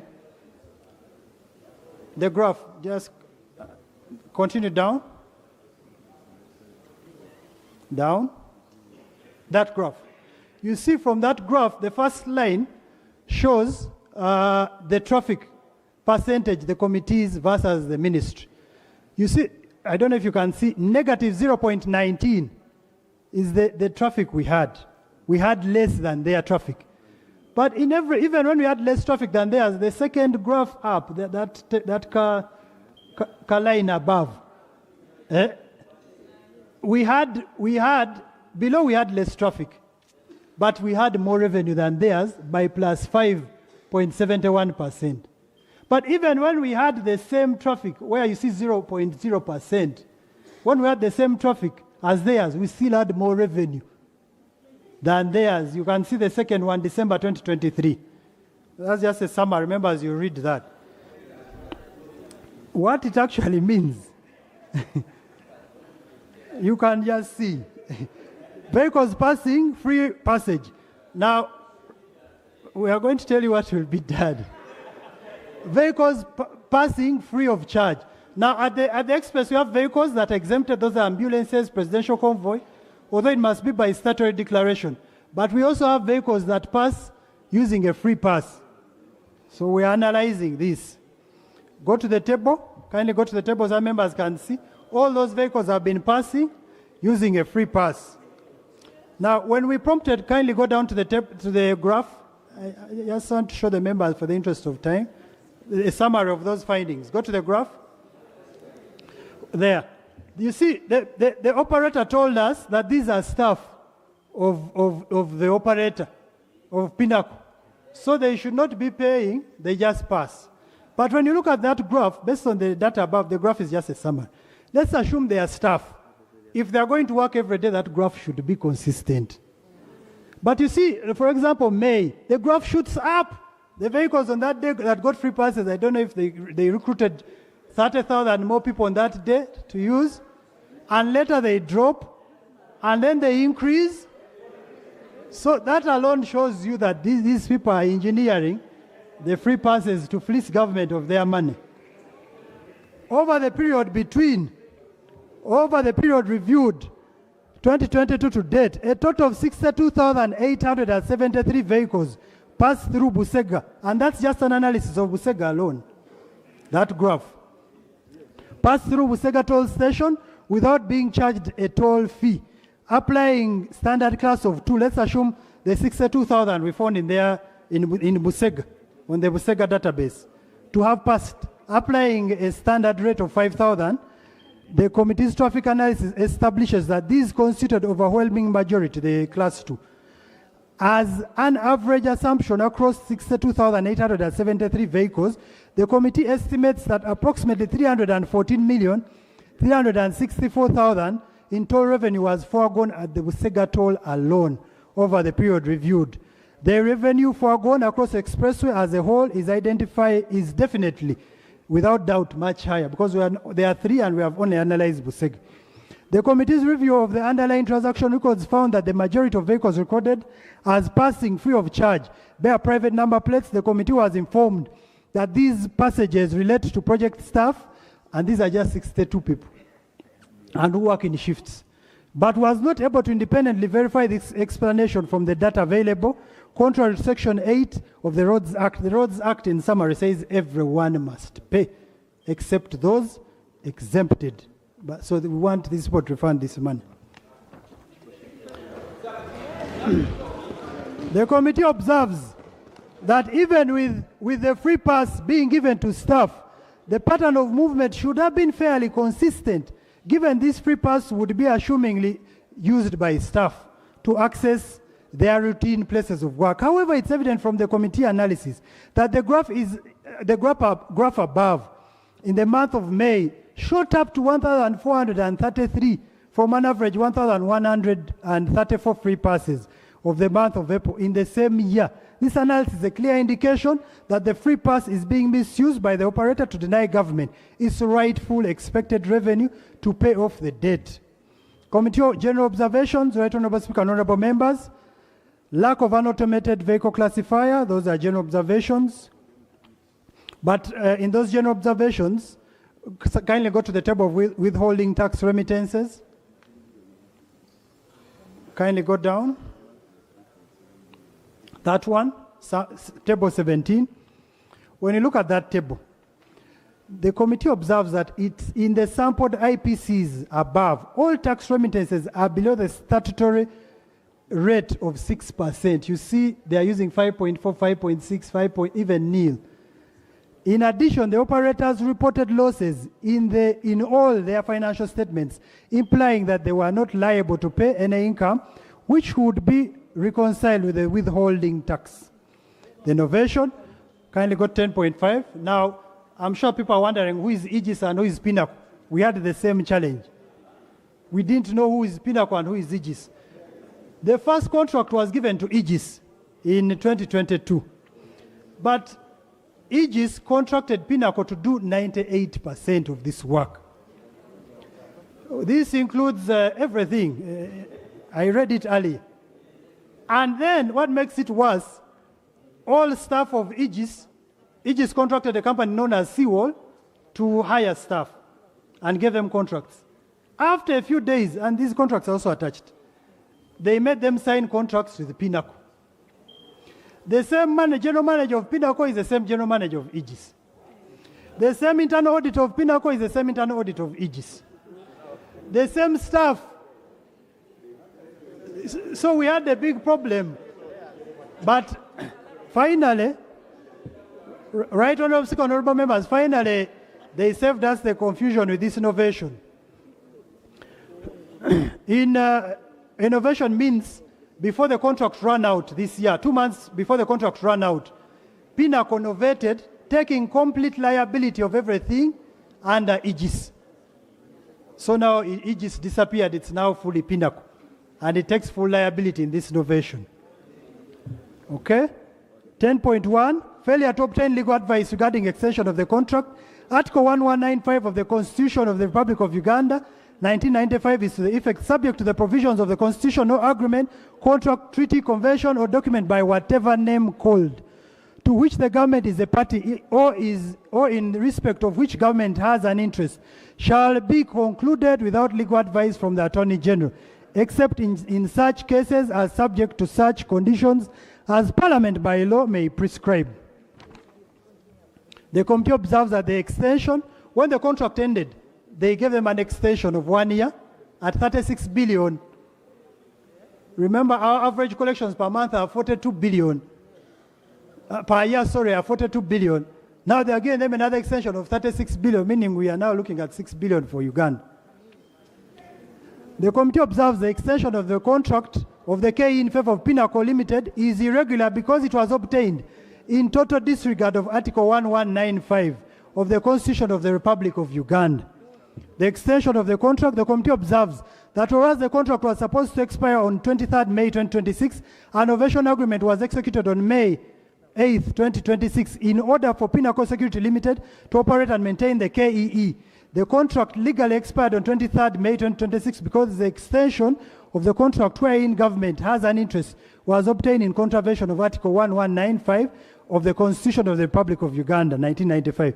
The committee further observes such extension of contract without legal advice of the Attorney General is barred by law and barred in law, and such is null, void, and unenforceable. The committee observes the extension was given at a total sum of 36 billion for 1 year, whereas ministry justified this was the existing balance. You will see, they will be telling you from the 122, some money was not given to the operator. And it is true because some of this money was attached, if you had seen the earlier table, to unmeasurable road maintenance. But because it was a new road, they could not spend all of it, because this money you must account for. And therefore, it also reduced the VAT. So they did take all of it, 36 remained. So more or less as if they said, okay, even the remaining, give us another contract, we finish it. So the committee observes that the extension was given a total sum of 36 billion for 1 year, whereas Minister of Works justified this was the existing balance on the previous contract under Aegis. This was unintentional ploy to exhaust the entire contract sum. Because now the money that was left because of VAT, because of unmeasurable costs, is going to be rebalanced to the lump sum cost of maintenance, which must be spent. It was zero. There was poor achievement of performance indicators highlighted by UNRWA from the onset and even by the time of the expiry of the original contract of Aegis. However, the Ministry of Works advertently, purposefully, consciously, knowingly and deliberately extended the contract for another period of 1 year contrary to the satisfactory performance requirement in clause 39(1) of the particular conditions of the contract. If you know these people can't install an independent monitoring system, they have failed to install it in 5 years. Why are you extending to give them another time, even up to now? They are 3 months into the new contract. They have still not installed it. The official finds all the officials knowingly participated in the extension of the contract with Pinnacle, the operator, culpable under Section 10 of the Anti-Corruption Act, Cap 116. The committee further observes that UNRWA and Ministry of Works had adequate time during the 5-year contract to prepare a takeover of the operation and maintenance. This is justified in the contract when staff of Ministry of Works were taken by Aegis for capacity building to India for a whooping colossal sum of 220. Those who worry about government taking over, we have 12 staff that were taken to the University of Engineering in India to study tolling engineering. And we paid 220 for these key professionals. And they are under Ministry of Works. So in case you doubt government's capacity to manage, we have evidence. We paid money and they are here, they are at the ministry. They are Ugandans. Yes. General observation. 19(1) of the UNRWA Act repealed provided that the ED was responsible for the day-to-day operations and administration of the authority. The committee notes that whereas the ED, Ms. Allen Kajira, made several attempts during the implementation of the contract in 2022 to put the operator to order, for example, in her letter to the Commissioner General, URA, to carry out a forensic audit on 28 November 2022, having noted possible manipulation or worse still, system inefficiencies in regard to data protection and integrity. Similarly, in her letter dated 2nd December 2022 notifying Aegis of the UNRWA internal audit, having stated that she had received various reports that the system for the toll revenue collection had been rejected by the project manager as it did not meet the standards as per the contract provisions. Further, that there were incidences of data disappearance. Therefore, the committee observes that the ED failed to explore all avenues available to ensure the operator fulfills his contractual obligations, including termination, most especially when the operator failed to install the independent traffic monitoring system stated in clause 39.1, particular conditions of the contract. 2, avail software codes. He failed to avail software codes for us to audit him up to now, but they still left him to continue. And to install the weigh-in motion scales, which were all tools the government would have relied on to audit the toll revenue operations as seen in the forensic audit reports of UNRWA and URA, and as will be explained in the committee report. Recommendations? You've done 1 hour now. I've finished. Recommendations. Recommendations. The committee recommends that the Ministry of Works and Transport terminates the contract with immediate effect pursuant to clause 5922 C and D of the general conditions of the contract on the basis that the operator is in breach of the contract, having neglected or failed to perform his obligations precisely set out in the contract as herein above explained. 2, the committee recommends the Ministry of Works and Transport takes immediate charge of the operations and maintenance of the Kampala-Entebbe Expressway in a bid to save government of Uganda from huge expenditure on private contractual arrangements for the benefit of the taxpayer, specifically for the repayment of the loan. 3, the committee recommends that URA, because we can't trust Minister of Works to also collect the money, someone must audit the other. The committee recommends that URA takes over revenue collection of the toll fees and immediately put in place an electronic payment system for purposes of easy transactional audit. Order. All revenues. Order from Minister of might want to guide national guidance. During recommendations.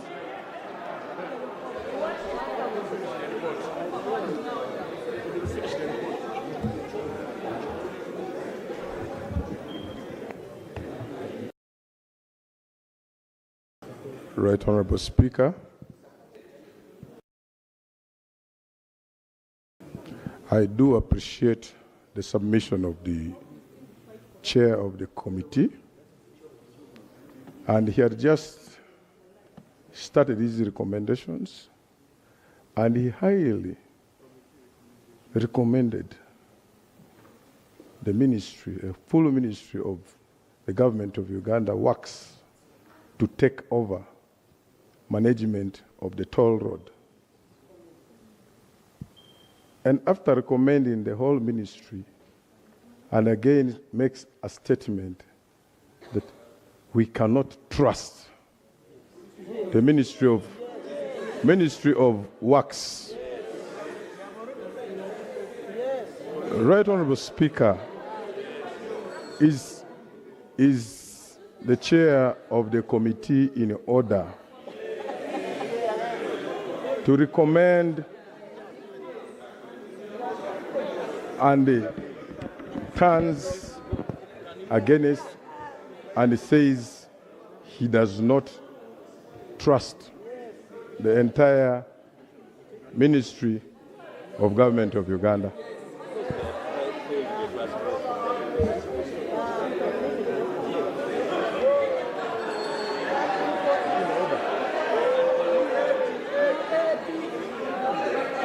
Okay. The reason I allowed the Honorable Odia is a vanguard, is a fight against corruption.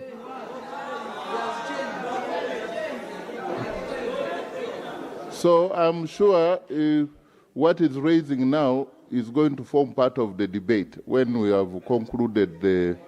So I will preserve my ruling until we end the debate. So the chair conclude. Yeah. Thank you, Right Honorable Speaker.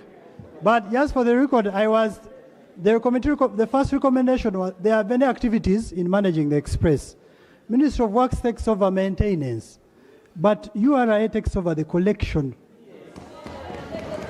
The reason as why we separated the two is to have checks and balances.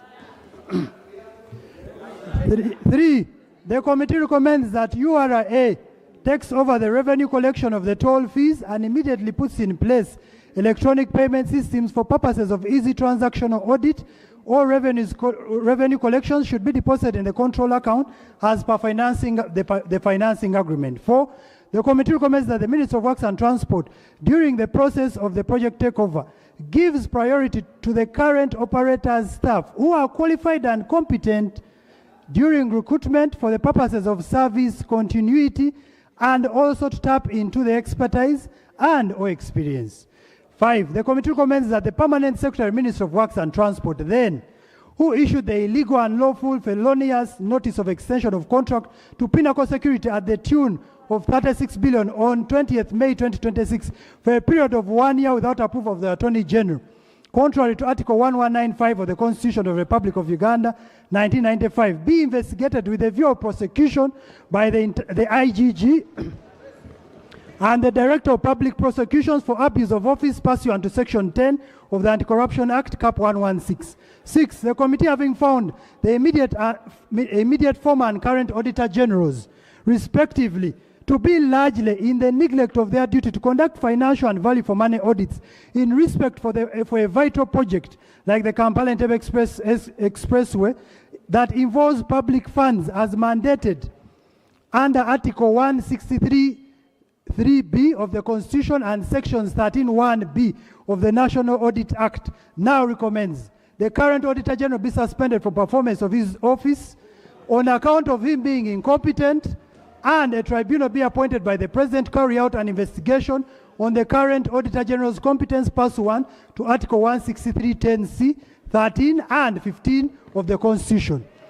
The former Auditor General be thoroughly investigated with view of having him prosecuted by the IGG or Director of the Public Prosecution. 7. The committee recommends a forensic audit be carried out on Aegis Pinnacle Revenue Toll System from inception with a view of recovering all lost government revenue that would have been used to repay the road infrastructure loan by both URA and the Office of the Auditor General. 8. The committee recommends that through a thorough investigation be made by CID and under Uganda Police Force and the IGG on the entire personnel in charge of the operations and maintenance of the tolling system for the KEE, with a view of being prosecuted for the offense of unauthorized modification of computer material under Section 13 of the Computer Misuse Act, Cap 96 of the offense of causing financial loss under Section 19 of the Anti-Corruption Act, Cap 116. 9. The committee recommends the government recovers from Pinnacle Security Limited all funds that were from the illegal free passes as per the Roads Act, Cap 346, attributed to its staff through an audit process by the Office of the Auditor General. For example, the completed toll free passes at Busega Toll Plaza between January 2022 and June 2026 amounting to a total cost of 314,355,000. 10. The committee recommends that URA should undertake a forensic audit on Pinnacle Security Limited in order to establish the tax liability with a view of recovering any circumvented tax through under-declared income. 11. The committee recommends that all UNRWA technical staff in the user department and PDU that were directly involved in the process of procurement of Aegis Roads operations, whose functions were defining technical requirements, drafting procurement plans, participating in bid evaluation, and managing the contract, be individually investigated by the Office of the IGG with a view of prosecution for causing financial loss when they prioritize giving an operator a tune of 122 billion at the expense of the taxpayer when they anticipated only 146. 12. The committee recommends the Minister of Works and Transport with immediate effect install digital audit mechanisms that were envisaged, such as in the operation and maintenance agreement, which were never installed, the independent traffic monitoring system and the high-speed weigh in motion scales to facilitate future audit by all relevant agencies. 13. The committee recommends that the UNRWA accounting officer and members of the UNRWA board of 2017 to 2023 who did not effectively provide their oversight role, strategic guidance to UNRWA when they failed to provide strategic leadership on the opinion of the authority to operate and maintain the KEE rather than opting for an operator at a cost of 122 billion, therefore causing financial loss to government at the expense of the loan repayment. Furthermore, the members of the UNRWA board of 2023 to the UNRWA's rationalization, there are different sets, who failed to offer strategic guidance to terminate the operation and maintenance contract with Aegis, that failed to install the bare minimum requirement of the independent traffic monitoring system and the weigh in motion scale that would have facilitated government to carry out an effective audit as per the operation and maintenance contract, therefore causing financial loss to the government of Uganda, be investigated with a view of having them prosecuted by the IGG for causing financial loss contrary to Section 19 of the Anti-Corruption Act, Cap 116. And lastly, the committee has since established the extension of the contract did not meet the statutory requirement of the Attorney General's legal approval and recommends that the lack of Attorney General's legal advice, therefore, the extension of the Pinnacle contract on May 20th, 2026, as required under Article 1195 of the Constitution was illegally and was an illegality and cannot be cured. Therefore, there is no subsisting contract with Pinnacle Security Limited. In case you are fearing financial implications, court, there is no contract. In conclusion, honorable members, it is there. But in conclusion, I wish to thank the Right Honorable Speaker the honorable members of the committee, the staff, office of the clerk that supported us during this investigation. I beg to submit.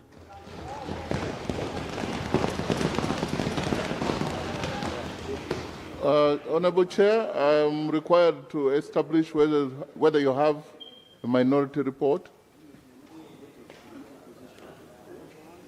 Thank you, Right Honorable. The report was signed by 24 members out of 30, and we don't have a minority report.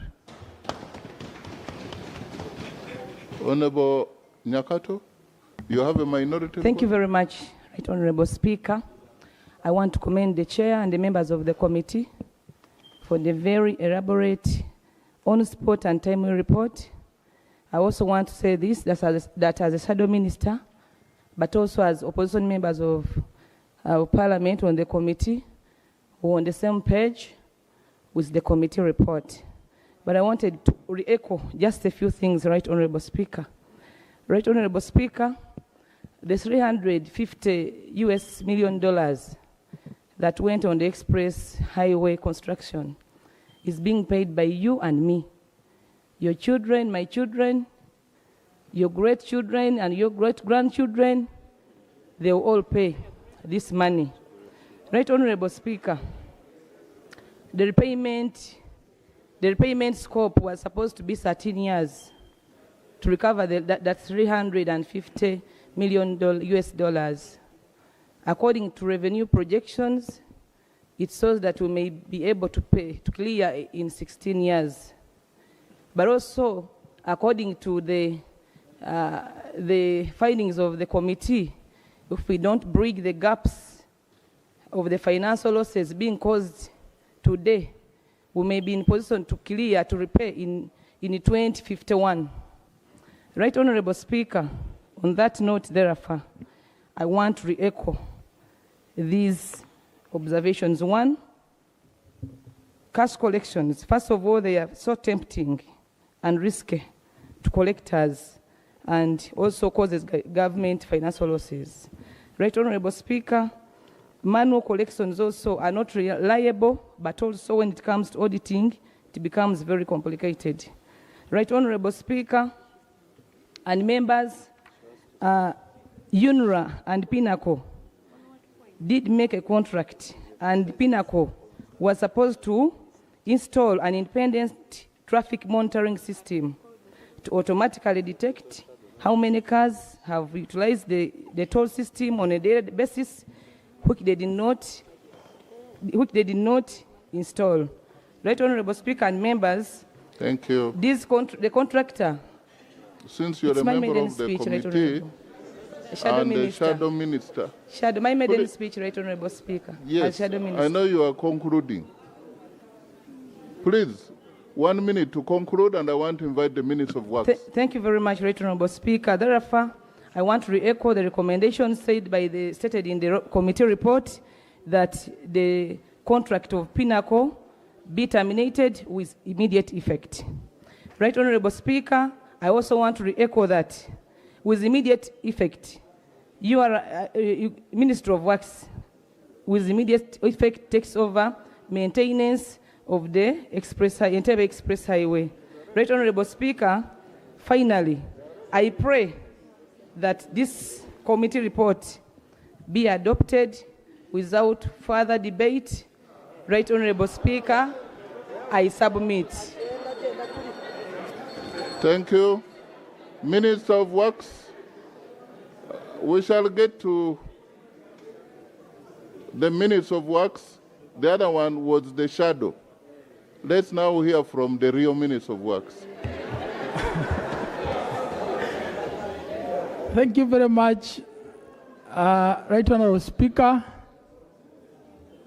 And I want to thank the committee through our good chairperson for the good comprehensive report, of which also we participated as a ministry because we were invited and attended with the technical people of the ministry, including the former staff of UNRA. And the Right Honorable Speaker, I do agree and accept the move the chairperson of the committee is taking which is right, and I appreciate him. And all of us in this country, we want work to move and want to ensuring value for money. And where there is corruption proved, we need to get a way to stop such a things. But this is a very big report, which I've got today. I request time to internalize it. Then I can also come and speak comprehensively from the informed point of view. Thank you very much. You said you need time? Yes, I need time to read through this comprehensive report because it is a very important report. So that I come back and report from the informed point of view. Thank you. Thank you. We've had, please. I can just imagine how you're feeling. And it's okay to feel that way. The Attorney General, before we proceed, there are recommendations you listened here. There are about 14. And your office is being mentioned severally. Do you have something to say about?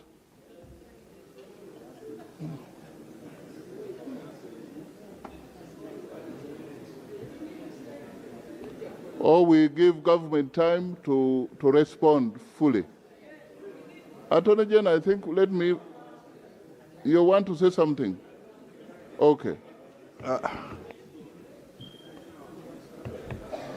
Thank you, Right Honourable Speaker. I just want Honourable Speaker to endorse your last statement. It's the whole report, and we want to look at it wholesomely as a government. We study that report and come back with a comprehensive reply.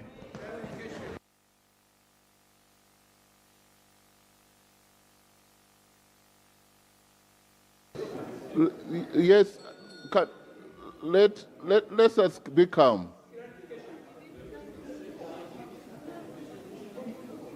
Me as Speaker, I was ready. My work is to listen. I don't debate. But if you want to have a good debate, like a football match, both sides must be ready. Now I'm told one side is ready, the other side is not ready. Chairperson. Thank you, Right Honourable Speaker. When you adjourned this matter last week on Thursday, the Honourable Minister of Works was here present with me, and he had your communication. And it was uploaded then. And furthermore, the Deputy Attorney General was also here. Even today morning when I talked to my very good minister in the morning, he said he had read the report and it was a very good report.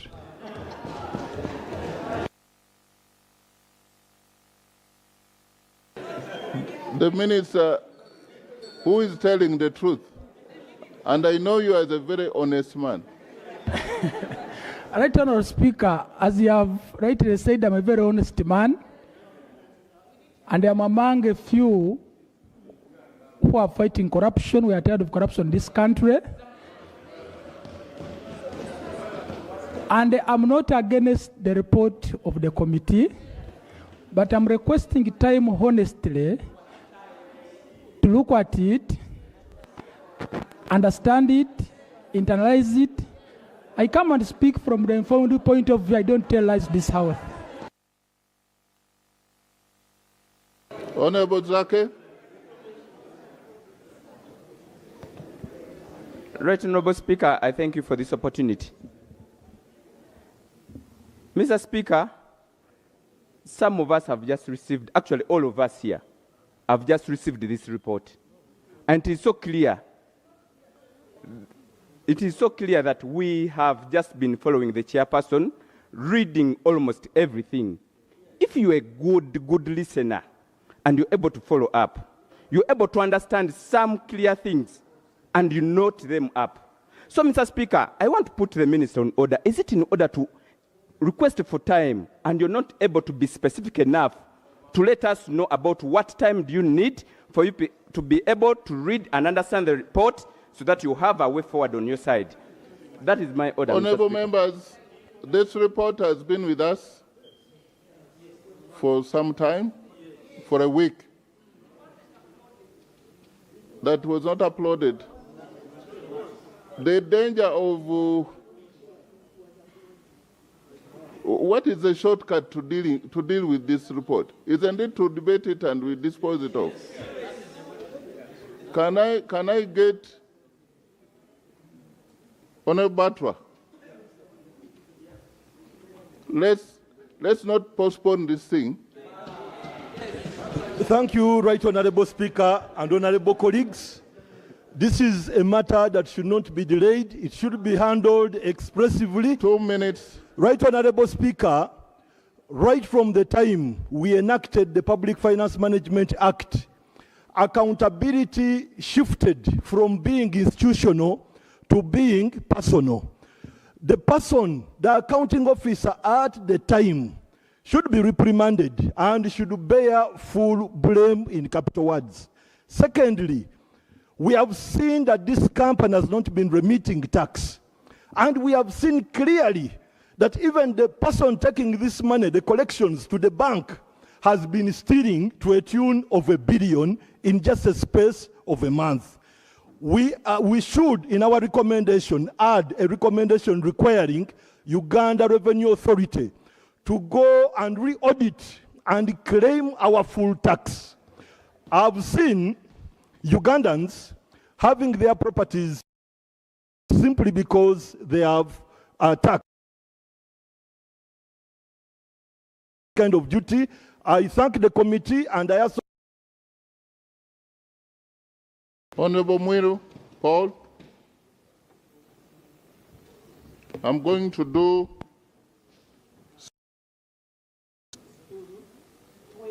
so don't even try to get up. I've seen you. I'm going to pick. Yes. Thank you, Right Honourable Speaker. I want to take this opportunity to thank the chairman for this very good report. Right Honourable Speaker, it is when you read Article 79, it's our duty to do oversight. And the Constitution under Article 164 creates a duty on everybody to account. Right Honourable Speaker, we are dealing with criminality.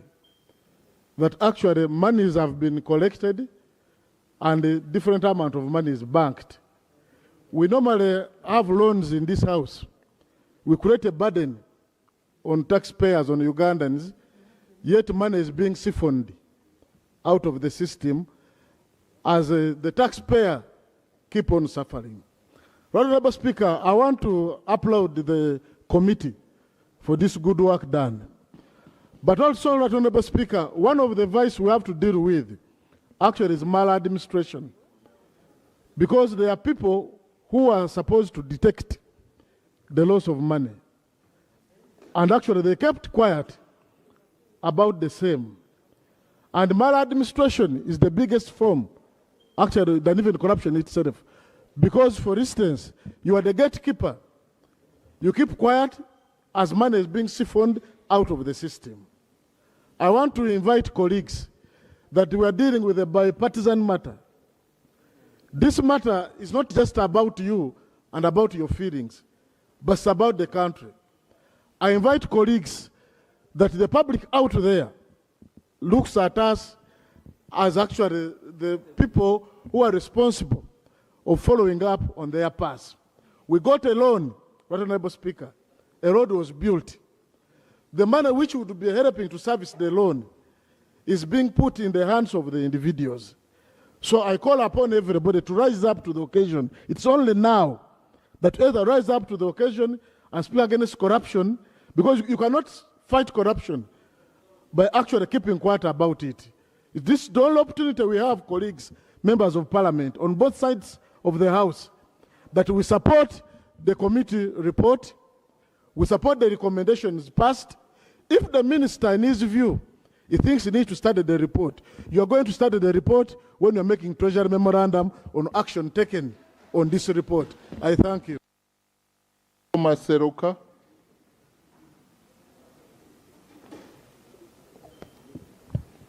Thank you so much, Right Honorable Speaker and members and the committee chair.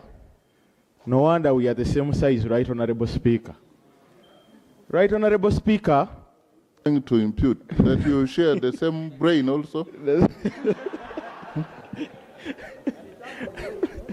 Right Honorable Speaker, NTV Express Highway is one of those roads which are mandated to citizens of this country to relinquish money to this government. When members of the public give in money to the government, that money requires strict accountability. Now that we have this saying of Chisanja, no sleep, all what I see in the report is that government deliberately decided to run away from its responsibility. Second of all, Right Honorable Speaker, why is it that we are discovering this in 2026? Why is it that after a period of 4 years, we come out and say, there has been siphoning of money for the last 4-6 years? Thirdly, why is it that we always have almost the same names? If it is not Pinako, it is Pinetti, it is Patrick, or something of that kind. There needs to be an investigation done. That we don't run here at Parliament trying to say, oh, all of this has been happening over the last 5-6 years, when we are silent on job. Lastly, Right Honorable Speaker, we want government to wake up to the realities of what is happening in this country. In serious countries, this report can only be considered to be stratospheric hallucinations. This can't be believable in serious countries. That a road can exist for over 4-6 years. Honorable Nsamba.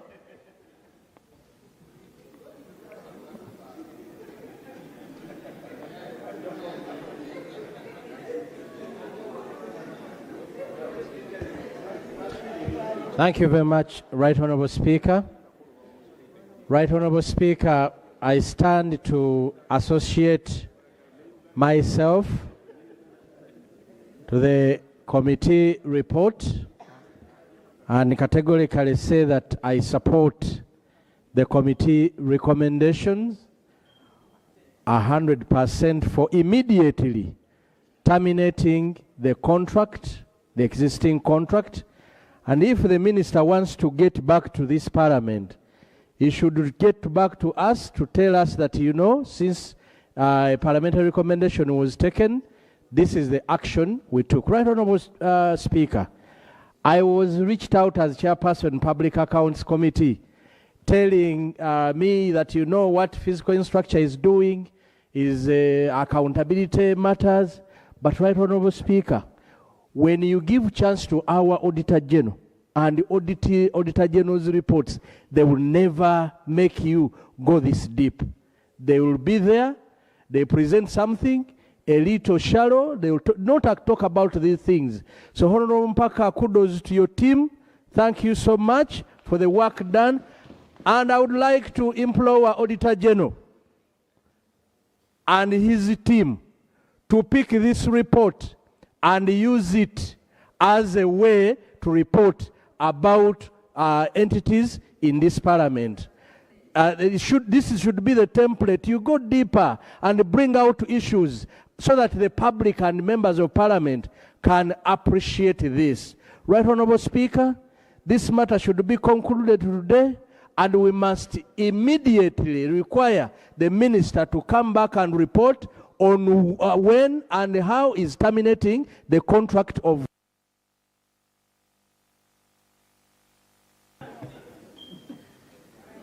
Honorable Ayagalachi Jamal. Simanyi Ayagala. Thank you, Honorable Speaker. Right Honorable Speaker. Right Honorable Speaker. Mine is just simple. After seeing the Minister of Works responding to this thuggery in this report, it made me to get disappointed. Because I have been seeing Honorable Balam arresting people immediately. But according to this report, Right Honorable Speaker, we don't even want to waste time. The road must be closed. Two, the people eating our money, they're supposed to be arrested immediately. Immediately. How can, Right Honorable Speaker, they have been telling us and telling Ugandans that Kampala Express Highway is the most expensive road in this world. But look at the saga in the report. And to the chairperson, we know, they always say that when you fight corruption, sometimes corruption will fight back. Don't get worried. We are going to stand with you. No one is going to scare you when we are here as members of parliament. We are here to represent our people and to see that our money, to see value for our money, our taxpayers' money. Therefore, Honorable Minister of Works and other entities. Honorable Member. Yes. Are you really serious when you say you recommend we close the road? That's where our money is being eaten, Honorable Speaker. They are eating our money using the propaganda that they are doing the best in that road. Honorable Zake.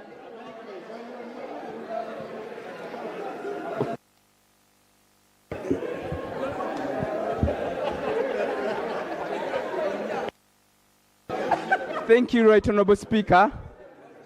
Right Honorable Speaker, the Ministry of Works and Transport.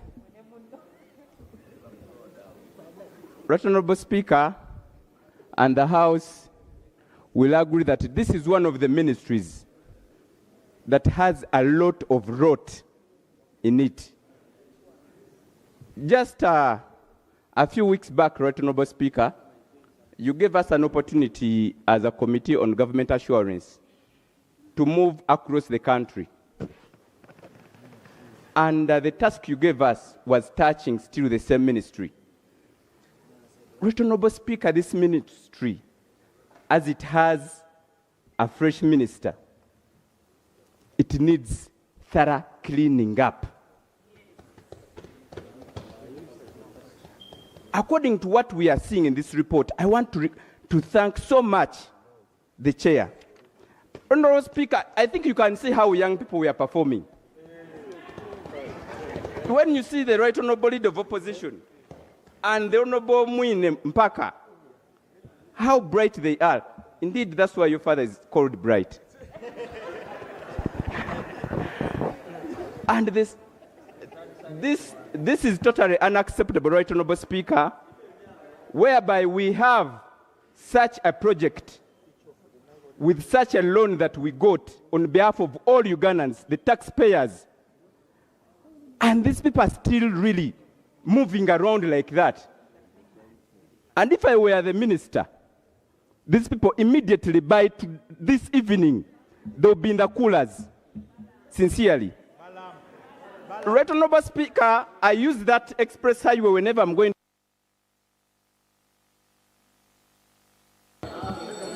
Right Honorable Speaker, almost every day, but the people working on those tolls, something to add in the report. These people are not paid at all. They have told me so many months they have moved when they have not been paid at all. And this is serious. Man has been taken. Even the people who are working on those tolls, they are complaining about their salaries. So this is something also we must talk about and then also add on the recommendation. Honorable Chair, I support you fully 100%. How I wish we can put in action all these recommendations. I thank you, Right Honorable Speaker. I want to provide some guidance so that the debate is structured. And we have about 14 recommendations. You see, if we don't structure them, that's why we shall end up resolving to close the road.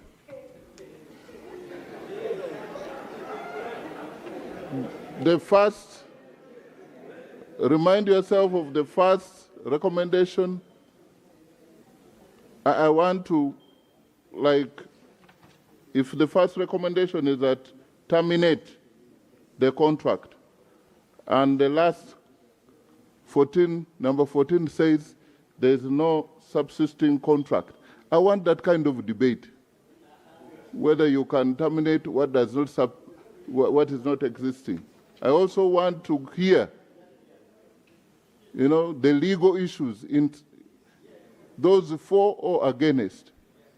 So there are also recommendations for forensic audit. What follows?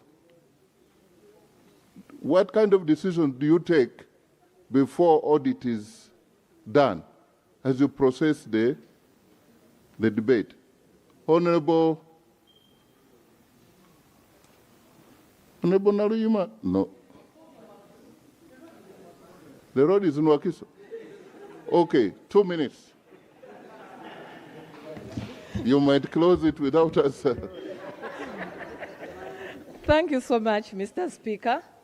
Mr. Speaker, on behalf of the people of Wakiso District, allow me to appreciate the committee for these recommendations, and we entirely agree with them, though on item 10, recommendation 10, we are saying that the mandate to have financial and value for money audits is entirely upon the Office of the Auditor General. Much as we are having gaps, but you also find that's under our Constitution, Article 163. It's the mandate of the Auditor General. We are not talking about the person, but we are talking about the office. So giving, again, URA another role to audit, to have a forensic audit, we are seeing conflict of interest. Yet it's now, again, URA, which we have recommended earlier, to be the one to take over the management of finances. So I'm seeing some conflict there and then. I pray that we take it to the right office as far as our Constitution is concerned. And finally, on behalf of the people of Wakiso District, we request that more lights be provided to strengthen security on the Entebbe Express Highway. I thank you. Are you suggesting that the theft is going on because of darkness? Especially below the bridges, Honorable we have Sekabira? issues. Is he here? Honorable Emmanuel? Thank you very much, Right Honorable Speaker.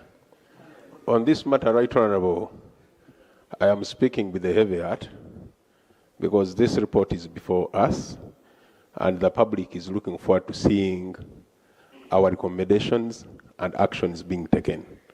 Because in a few days to come, COSASA will bring another report on Rairi, on Luowa Hospital, and so many others. Therefore, I want to implore members to stand firm. We adopt all the recommendations because they are good recommendations. As of now, we cannot escape our duty of doing oversight. Therefore, I support the recommendations, and I want to ask all colleagues to support, to follow suit, so that there is accountability in accordance to Article 164 of the Constitution of the Republic of Uganda, to hold all officers accountable for the money that government has lost. I submit. Thank you. And I also want to get to hear from you members how we can process the recommendations against the Auditor General. I've never had. Are we going to be the first to process such kind of, and his Office of Parliament? And one person said, why now? 2017 to 2023, where was Parliament? Emmanuel, Honorable. Thank you so much. As we debate, we should have such, help me generate those kind of, Thank you, Right Honorable Speaker. The point you have mentioned is actually why I have stood up. But before that, I want to thank the chair and the committee for a good work done. When I joined Parliament in 2016, in public accounts for local government, our chair was Regan Honorable Regan Okumu, and he would tell us there would be issues that we want to push very far with the Auditor General, and he would tell us, Auditor General is actually one of our staff. If there is an issue, we can talk about it later. And it made me to respect that office and always want to deal with issues with them when we are like indoors. But now when a report comes out like that, it's like they feared to go and touch. I am wondering what could have happened. And you are right to say, how are we going to deal with that situation of the Auditor General? But it has also brought something in my mind. Is who are the owners of Pinnacle and the other entity? Because there is a possibility that Auditor General, also knowing who are behind that entity, could have been fearing to go head on and go deeper into what is happening. So, but overall, Right Honorable Speaker, I support the recommendations, and I want to think that we can carry them wholly and implement them. Thank you. Honorable Cyrus. Thank you so much, Right Honorable Chair and Speaker. First of all, I want to appreciate you. One time I listened to you and you said that you accounting officers who come to committees bear your own word, cross. If you know you have any issue to answer, answer. Be answerable to the word committees. So it starts with you. You are the one who has given us the courage. Two, I'd love to thank Honorable Mwine Mpaka, a person whom in my honest heart had thought should have become a commissioner. But now I see if you had gone to the commission, you would have missed this good report. I'm so happy that you give us that pride. Now you are trying to salvage the image of Parliament. And everybody can see that we are working because of what you have done. Together with your colleagues. It takes courage for you to bring a report of this magnitude to the floor of Parliament. If you are weak, you'll get money here and there and you just say, we forgot something. Yeah, so we really appreciate. It's not something simple. When we are coming to Parliament, we swear and we say, I will be there to defend and protect the Constitution. But once you are shown something small like this, you say, I forgot about the Constitution. And therefore, Honorable Speaker, it is time for us to shine. Let's do the job that God has sent us to do. And when you look at recommendation 1 and the last one, actually you are right to say, now, is there a contract that is existing? Now, if there is no contract, why should the toll gate be operating? People should now move freely for 3 months as we allow Minister of Works to fix a system properly that operates. Otherwise, if you tell them to go there in the morning, what are they going to use? They also don't have any good machine for now. Right, Honorable Speaker, that is the truth. Let the thing be opened, let people operate, let Minister of Works come to order and prepare what they are going to do. I want to thank you. Honorable Gilbert Olanya. Then will be followed by Honorable Mutengo. I'm about to exhaust this way because we are actually saying the same thing. When you find a committee report where there is no minority, that should not generate a lot of debate. Yeah, there is consensus. That is a bipartisan. Honorable Olanya. Thank you, Right Honorable Speaker. Right Honorable Speaker, I recall when you were voted as a speaker, you told members of parliament to do research work and debate from the informed point of view. I recall you stated that when the report or any other matter arises on the floor of parliament, you have to do your research and talk from the informed point of view. On that note, Right Honorable Speaker, the chairperson stated clearly that for the last 5 years, there was a company called Igis. And for the last 3 months, the company changed to Pinnacle. I would like to find out from the chairperson. We have taken 5 years. Did you take time to follow any report on these Igis for the last 5 years? And the report that we are giving today, is it covering only for the 3 months that the new company has taken over? Right Honourable Speaker, we need to be factual and very objective in our discussion. Number two, Right Honourable Speaker, let the officers concerned and the chairperson and the committee, you stated that there were no contract agreements signed. The minister is here. The Minister of Works and ICT. Can they clarify to honorable members whether truly there were no contract signed between Pinnacle and IGIS? Right Honourable Speaker, I did my research.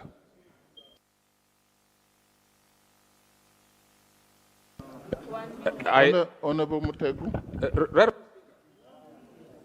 you did not research well on that available time.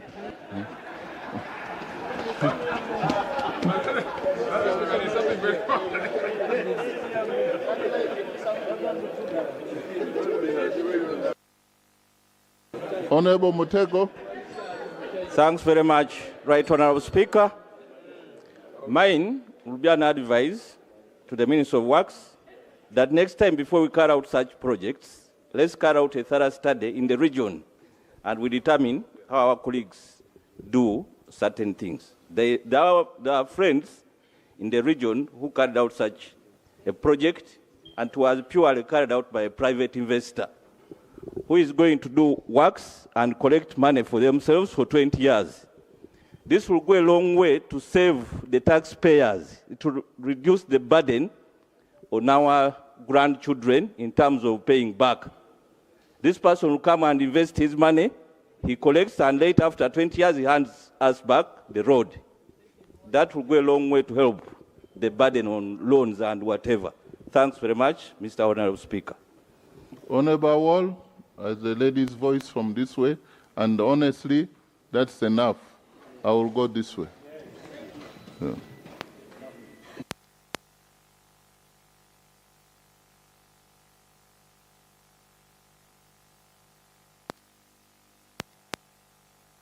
Who is the DJ?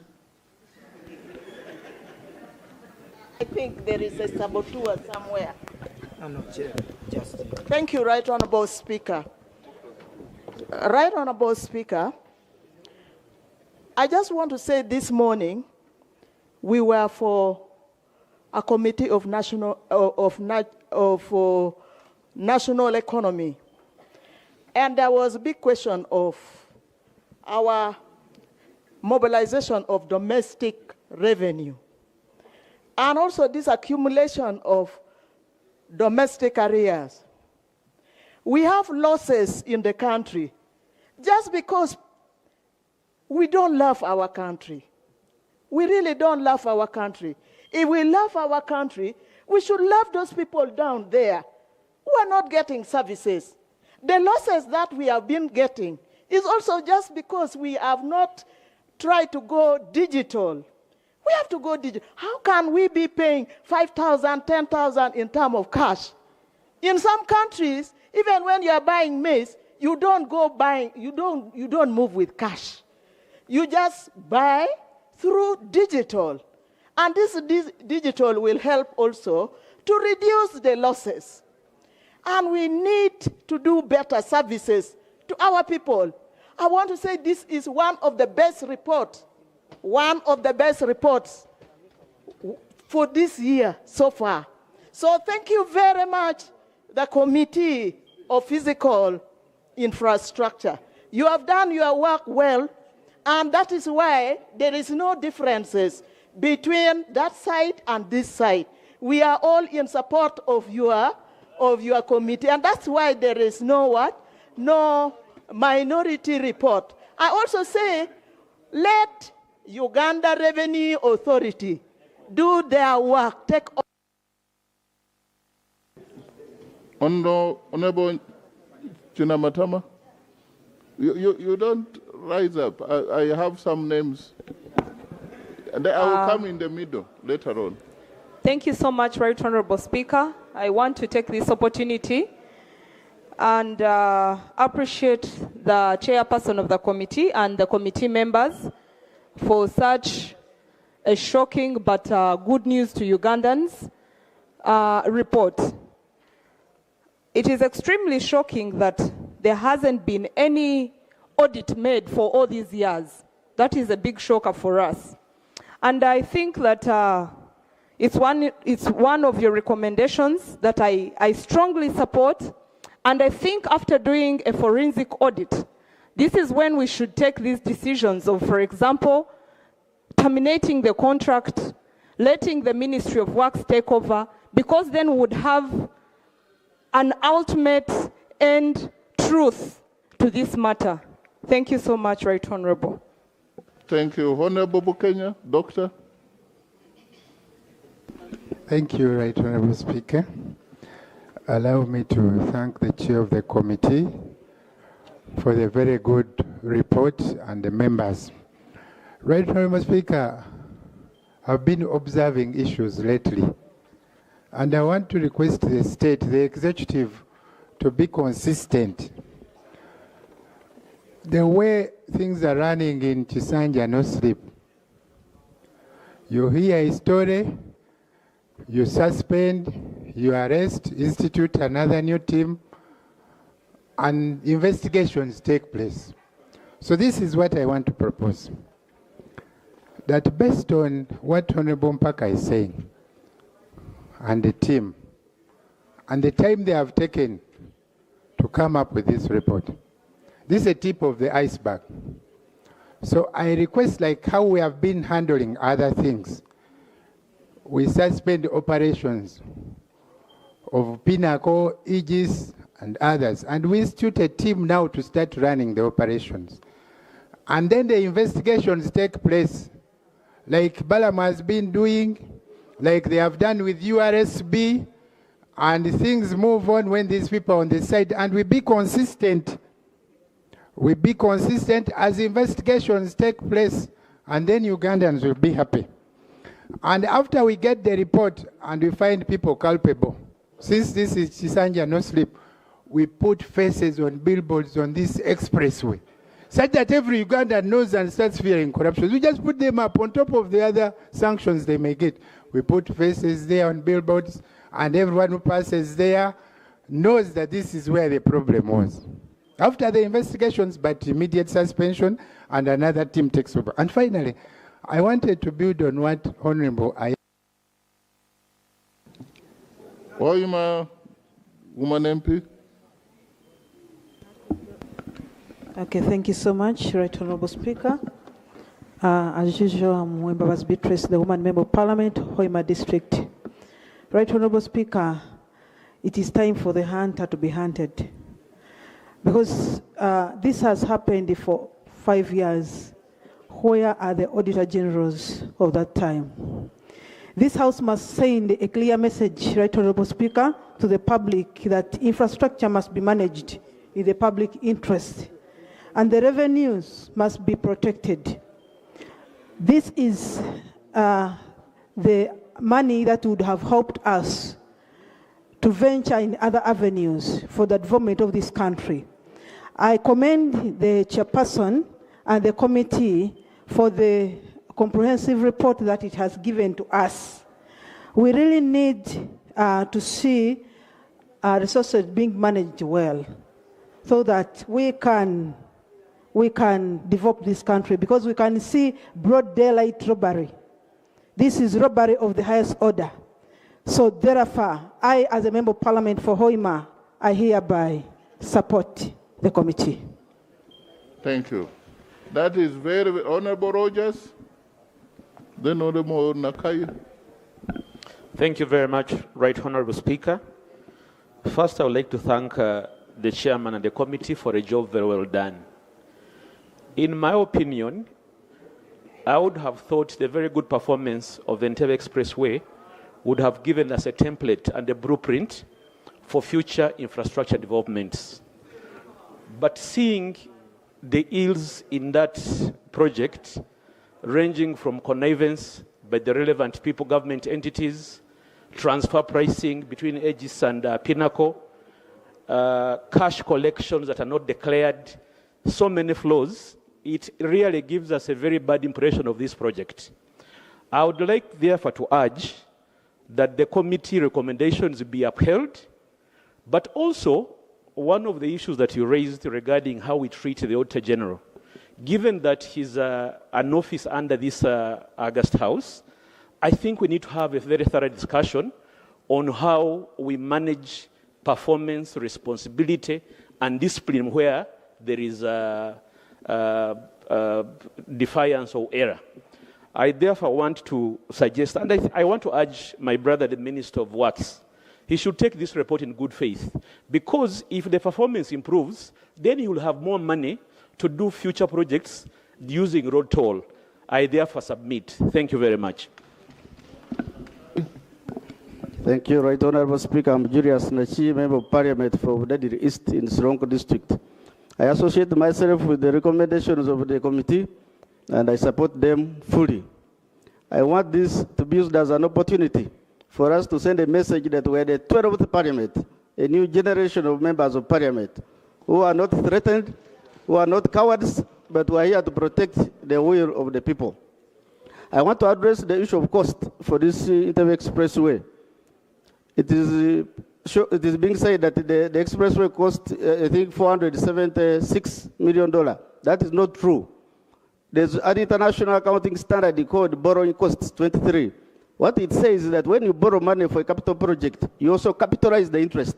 Meaning, if we were to calculate the interest that we are going to pay for 40 years on the 350 million, the project cost should be more than 500 million. Now, from the report, we are getting only about 4.6 billion per year because the contract is taking 24 billion. That is equivalent to $1.2 million. To recover the investment, it will take us 400 years to recover the investment on the NTV Expressway. Now, what is the way forward? My recommendation is this. From the studies that have been done, it is possible that we can collect $1 million per month from this expressway, meaning $12 million per year. If we were to tender out this process, for example, like local governments, the way they do markets, we get people who have money, we tell them you'll collect 12 million in a year, instead give us 10 million now. Then you go and collect 12, so that we get our money in advance. Otherwise, even if we give to another entity of government, we may get the same problem. So it is better we privatize this collection. People pay us in advance, then they manage. If they get 20 million, that's up to them. But from the study, we know the minimum. One minute more. 1 minute more. Those experts are... Thank you, Honorable Speaker. So I was saying, by doing that, for example, if we were to get 10 million per year, it will need only 35 years for us to get back, to pay back the loan, because the loan is 350 million, and it's for 40 years. So you'll see that the repayment period for the loan will be matching with the collections. It will be 35 years against 40 years. But for now, the repayment is, the payback period is 400 years, and yet we're supposed to pay back in 40 years. And also in 40 years, the useful life of the road will be done. The road will not exist beyond 50 years, so there will be no residual value to collect. So I submit that we go private. Thank you. Thank you. Leader of government business, you know people should deploy accordingly. Honorable Enos.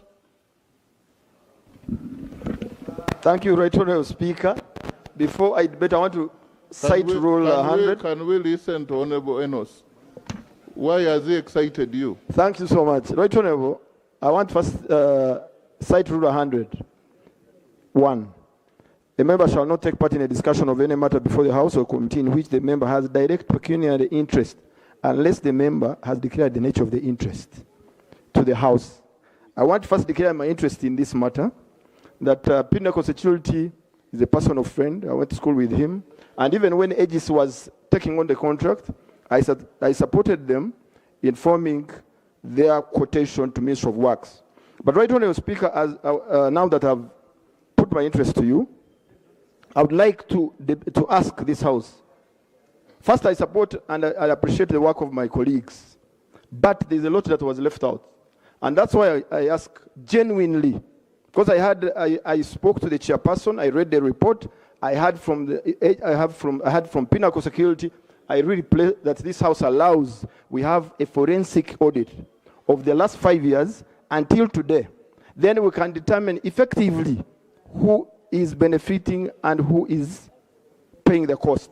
Because when you look at the cost, right, Honorable Chair, the committee does not bring out to you that part of the 122 billion, 18 of that money is tax. 122 billion, 55 billion is what actually goes to the operation and maintenance, which is actually going to the contractors. And it's only not one contractor, there are 8 subcontractors that shared the 55 billion over 5 years. Meaning that the cost of actually running the road is not entirely 122 billion as they have brought it out. Number 2, Mr. Speaker, why I want us to do a forensic test is on the... Honorable Isaac.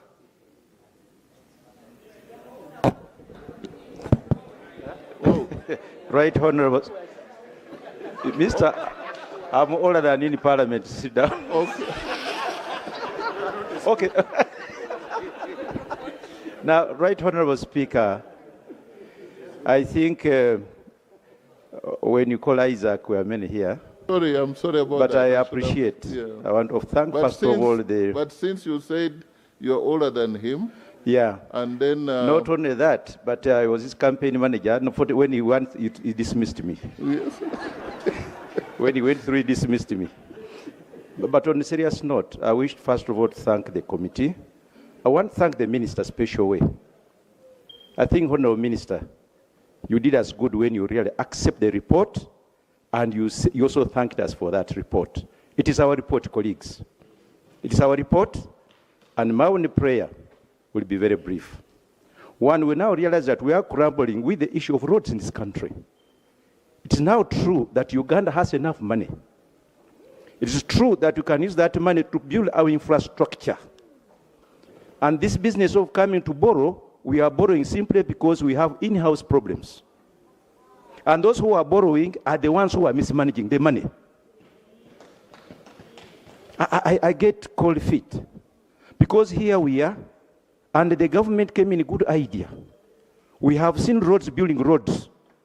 And therefore, to break this vicious circle, we need to take this report very seriously. How? One, we need to be given timeline when it should be implemented. Two, I want to say to agree with the Attorney General or the Solicitor General for that purpose. There are going to be legal implications. It's very true we can talk here, but when you terminate and you re-terminate, there is a cost involved. They will not come back here, but... Honorable Cadet, you've made a very good point. Yeah. Then after Honorable Cadet, we shall have Honorable Dia, who had a procedural issue. Then we shall have Honorable Sarah Chitio. Yes, and then... Thank you very much. The other Isaac, yeah. Thank you very much, Right Honorable Speaker, for giving me the opportunity to discuss the report on infrastructure. I begin by thanking the chairperson and the committee for the great work and great report submitted to Parliament. Right Honorable Speaker, I'm so happy that the report will exonerate us as Parliament because it has highlighted how the corrupt have tried to capture the state.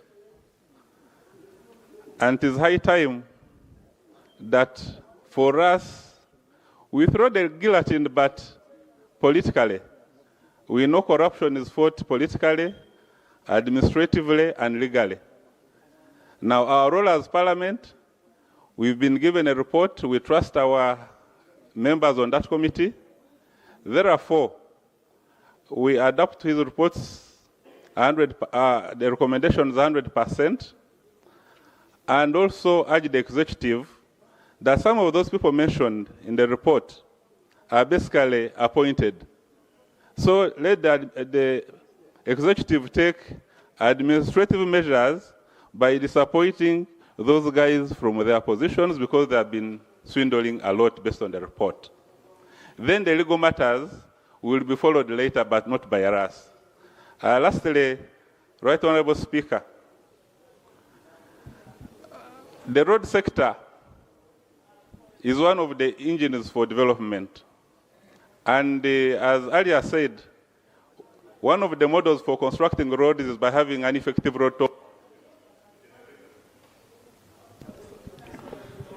Honorable Dear,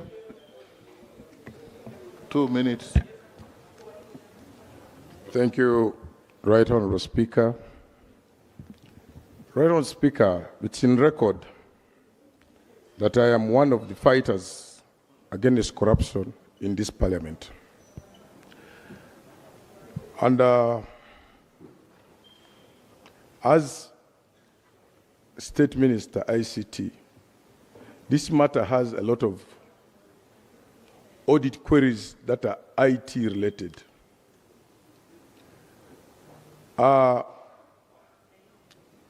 If it meant arresting Aegis and Pinnacle, I would be number one leading the entire team. But the question is, you are all aware that even government in that ICT ministry, through UTL, we are still battling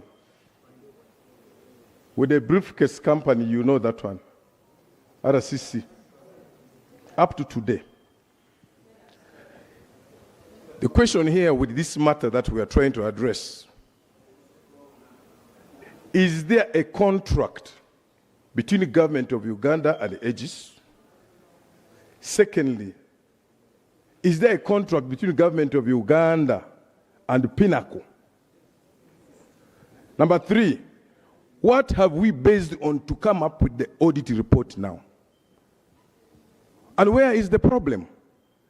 Number one, the problem is that we as government, we made a mistake. It's true. I can't blame my own government. Aegis was given opportunity and a contract to build and operate. Aegis built the system. And that saves me.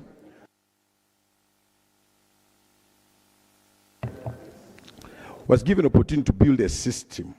They built it themselves, put it in place, started using it themselves. Nobody knows what is in the system. As I talk to you, Right Honorable Speaker, right now, from my own research, from day one, Aegis signed the contract to the government of Uganda. Up to today, up to now, they have never given the source code of that system to government of Uganda. Therefore, all the reports you hear here, audit reports, those are peripheral audit reports. Nobody knows what is in the system. Nobody knows. The source code is what we could use a password to a system. You understand? Now, this system, government of Uganda doesn't have the password to it, as I talk to you now. Therefore, I request Ministry of ICT be given opportunity together with Ministry of Works to look into this matter with the guidance from Auditor General and the guidance from Attorney General. I am ready for determination. But the question is how? The question is how and based on which facts? So as I submit, finally, I want to give assurance to this House that the source code of that system is not with the government. It is still with Aegis, not even Pinnacle. My prayers, let this matter go for more consultation from Auditor General's office. This is my submission, it's my prayer as an individual. Listen to the Minister of ICT and national guidance. You are being given national guidance. I'm giving national guidance, please. I beg to be protected. I beg to be protected with no selfish interest. Right Honorable Speaker, the source code. Honorable Kakoza, your time now. I know you wanted to raise procedural matter, but none of it has been taken by events. But Right Honorable Speaker. No, you have a right to speak. You had indicated you wanted to speak. Yeah. Thank you, Right Honorable Speaker. First of all, I add my voice to the committee members with the chairperson. This report is very comprehensive and good. But I have reservations on some recommendations where really we are becoming police, prosecutors, and becoming judges in our own courts. I do think that the relevant agencies, after passing this report, could take, rather than terminating contracts, and we adapt it as it is. As you know, you are right, Honorable Speaker, that yes, Parliament can do its job, but the recommendation to relevant agencies to act properly is better language than saying we terminate. I beg to submit. Honorable Kaberuka James Kinkizi.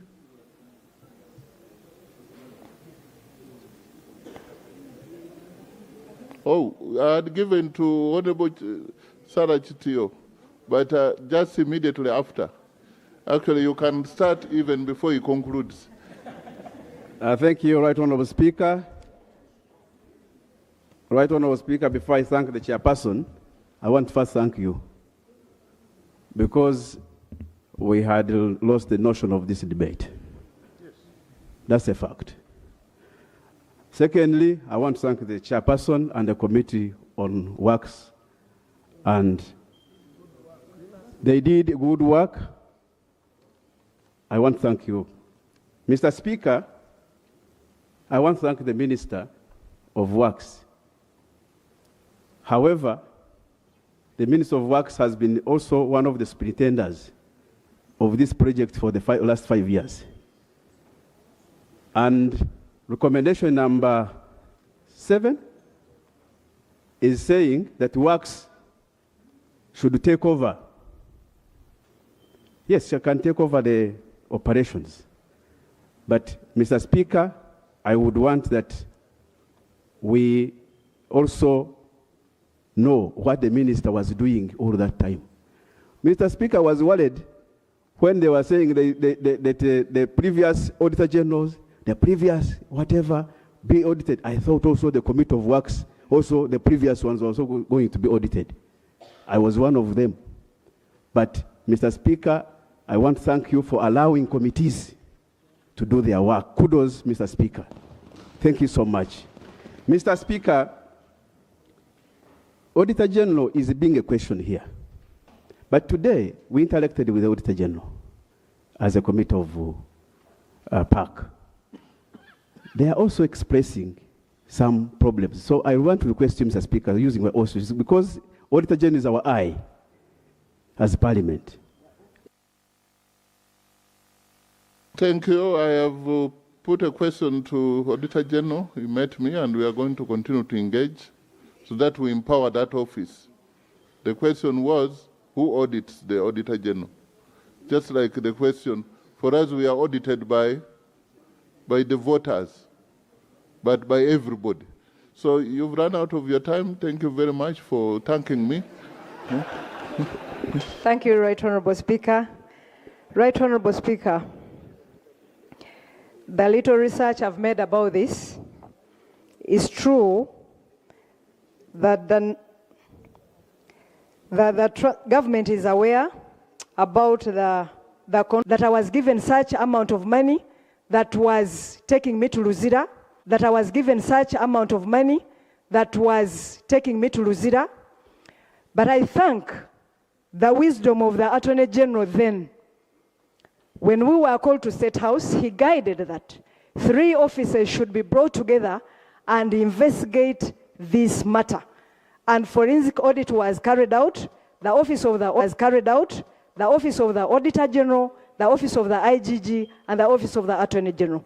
And here I am, Right Honorable Speaker, as a result of justice that was accorded to me by those honorable important officers of this government. I therefore recommend. Sometimes members of committees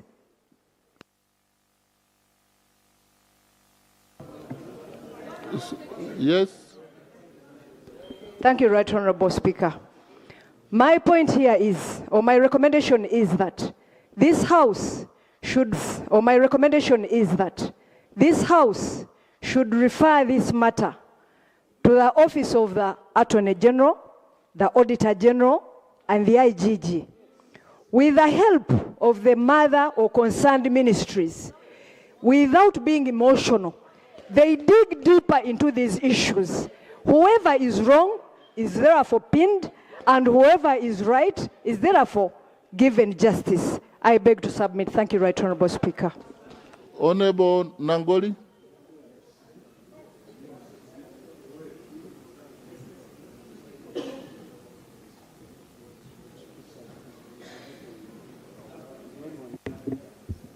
Thank you very much, Right Honorable Speaker. I want to first of all commend the chairman of this committee for a very good report. For me, as a parent, if my children, if I find that they have stolen veggies, I will begin investigating, but there are those whom I will find with overwhelming evidence on their lips. There, I don't have to take time. For example, in the report, the chairman ably hinted on people who collect revenue and they bank less. Now, do we really need more investigations on those ones? Those ones we should recommend that those officers who are in charge of collecting money and banking less, those ones we should face police straight. Those ones we don't need further investigation. So that now which side? Hey, this Isaac here, and then Patrick, Honorable Patrick. The other Patrick Kichonch. Yeah. Thank you. Yeah? Thank you, Right Honorable Speaker. Right Honorable Speaker, I would like to appreciate the only report from the Auditor General was about auditing the lights and the fence as per the committee. Back again. Katabazi Patrick Kichoncho. Back again. Katabazi Patrick. Thank you, Right Honorable Speaker. Chichoncho Katabazi Patrick, Member of Parliament for Ruchiga. I want to thank the committee chair and members for a very meticulous report, and I understand why it has garnered cross-party support.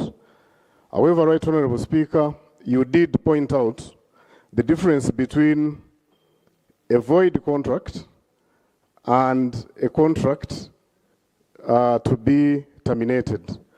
In the report, they talk about terminating the contract, but also somewhere it is referenced that there was no contract at all.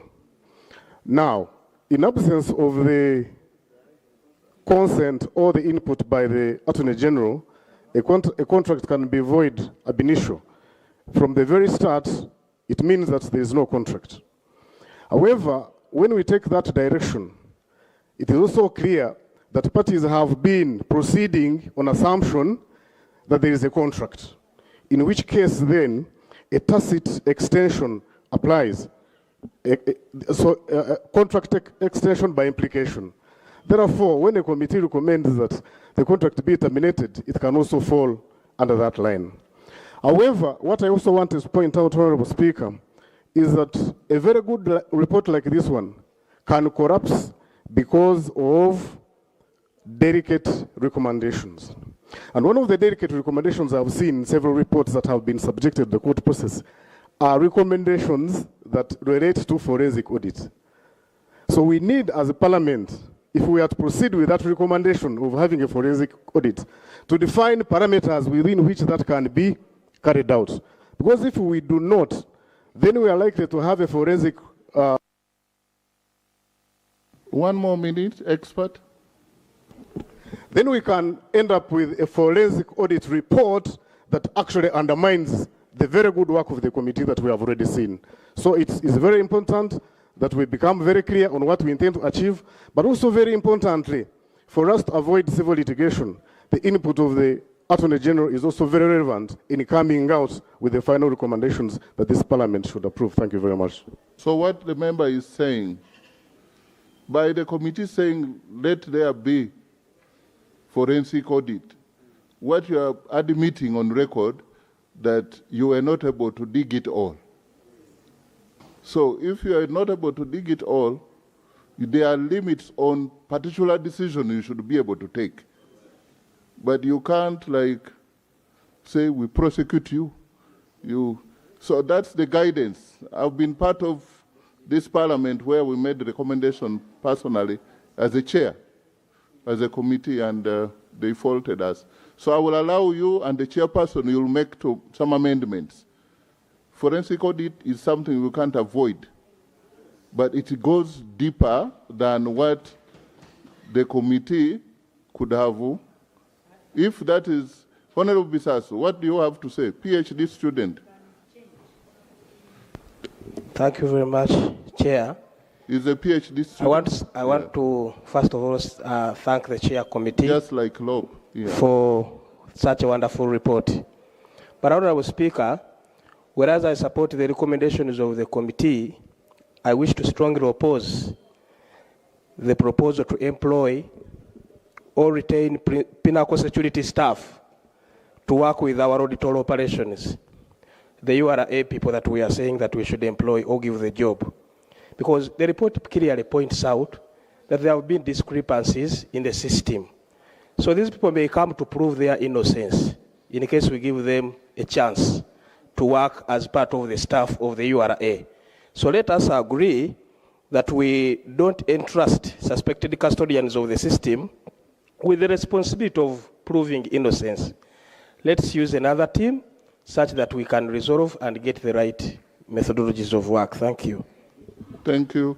And just for the record, I said Honorable Bisasu Abdul is a PhD student.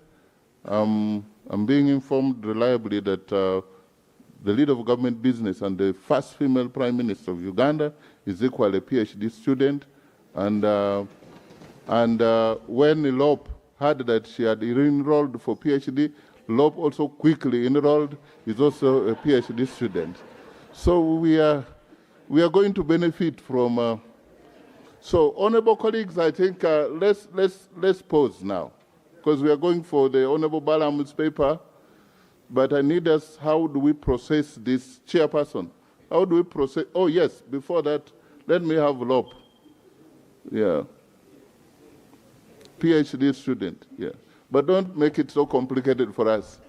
Thank you, Mr. Speaker. Mr. Speaker, for the record, I enrolled for my PhD before the Prime Minister, but I welcome her to the club. Maybe one of these days we should have a discussion, and I guide you and you also guide me, perhaps.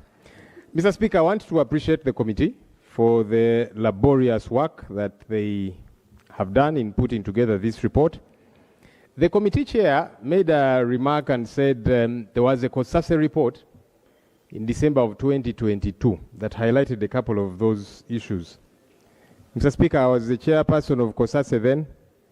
I stood on this very microphone and presented that report, and it was unanimously adopted by Parliament. We had concerns about ages, concerns about the tolling and the collection of that money and so on and so forth.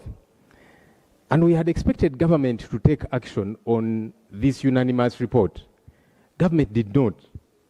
And maybe that's why we are here today, because if action had been taken, we probably would have remedied many things. And I also want to caution, so even as we pass this report, I see the energy and the vigor. Sometimes we pass these reports and government says, okay, you be there excited, pass your report, we shall sit on it. And indeed they sit on it. So I hope that we don't get to see a repeat of the same, because this is not the first time that these particular issues do come up. So it's important that there gets to be action taken reports whenever a red flag is raised. Otherwise, then issues come back to bite us. And sometimes when we address these issues, it's possible there are some, maybe not all, but some people in government who will say, no, that report has been tabled by Senyonyi, who belongs to the opposition, so we shall not pay attention to it. 1 more minute for the PhD Lob. As if that then lessens the content of the issues. Mr. Speaker, 2 quick issues as I wrap up. Minister of Works, now that there's a recommendation about them taking over, we need to be certain, do they have the capability to do this work, or are they also going to look for another company to subcontract? I think that that's important. We might be saying these subcontracting things are irrelevant. Minister of Works take over, and then tomorrow Minister of Works also looks for another subcontractor, and perhaps we get similar issues. And finally, The question of whether the contract is void or voidable, it is my considered view that this contract is voidable. That means there is an existing contract. Because when Ministry of Works signs a contract with company X, it is the duty of Ministry of Works to do their due diligence, including getting a green light from the Attorney General. Now, it is not the business of the company to establish whether you did your due diligence and whether you got a green light from the Attorney General. That's your business as government, as Ministry of Works. So as far as that company is concerned, the contract does exist. So it can only be voidable, but it is not void ab initio. So maybe we need to know why didn't Ministry of Works do their due diligence to get a green light from Attorney General? Because that becomes your problem. Very finally, Mr. Speaker, you asked about the Auditor General. The Auditor General is an officer of Parliament. That, though, does not mean they are above scrutiny. They are not, because when we send them to do work, we don't send them to go and goof up. Previously, we had numerous engagements with the Office of the Auditor General, and there are challenges there. They produce shallow reports. That's a fact. What will you give me? I'll give you a good recommendation on the Auditor General. So, many times, people go to the field, and when they go to the field, some of these Auditor Generals, and it's not all, I don't want the assumption to be that all of them, some of these Auditor General's officials go to the field, and they are compromised. So they will then produce a shallow report. Now, the Auditor General who is seated in the office has sent teams to the field, they come back, maybe that's what he signs off. So we need to do some kind of, whether it be an overhaul or some re-engineering in that office. Because many times, even the reports that are done by these committees, they go deeper than the Auditor General's report because it remained on the surface. That has got to be addressed. Thank you. Thank you very much. That is very factual. Chairperson, then I call the Prime Minister. Thank you, Right Honorable Speaker. On the issue of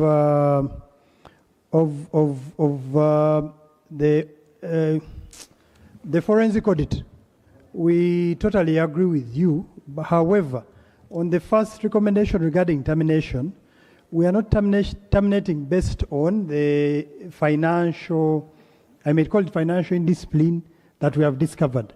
We are terminating because of breach of contract, and we have proved it, because they have failed to install the independent traffic monitoring system. They have failed to provide the source codes, which are provided for in the contract. So these are issues we have proved, both in the report and also in the annexures provided. However, these committees do work on behalf of Parliament, and we concede to any amendments that will be made in respect to this report. Thank you. Prime Minister.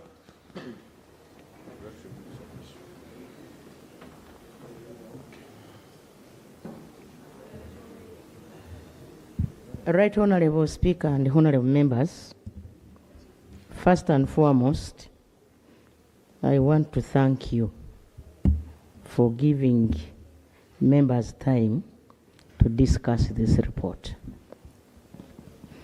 Then two, I want to thank the members of the committee and the chairperson. You know, when we are identifying members to lead the committees, we also take time. So you also thank the government chief whip for identifying, yes, our younger brother Mpaka. Then lastly, Honorable Speaker and members, I have taken time going through recommendations one by one. The recommendations they are in, according to me, some of them have given us a breathing space. Why? Because you are aware that the President directed us during the swearing in of this new cabinet that this time around no more corruption. And nobody will be spared. And no more politeness. And no more sleeping. Members, the ministers we have today are quite energetic. I want to inform this August House that the ministers we have, though they have just started on their roles, you actually see that they are patriotic. They are committed.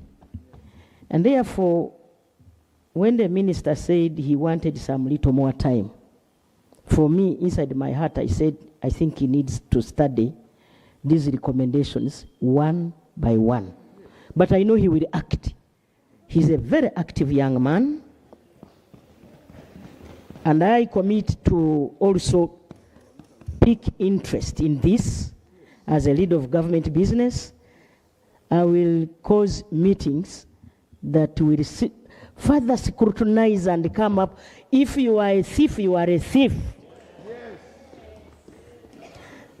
Honorable members, we have all traveled across the world and we have passed through road tolls.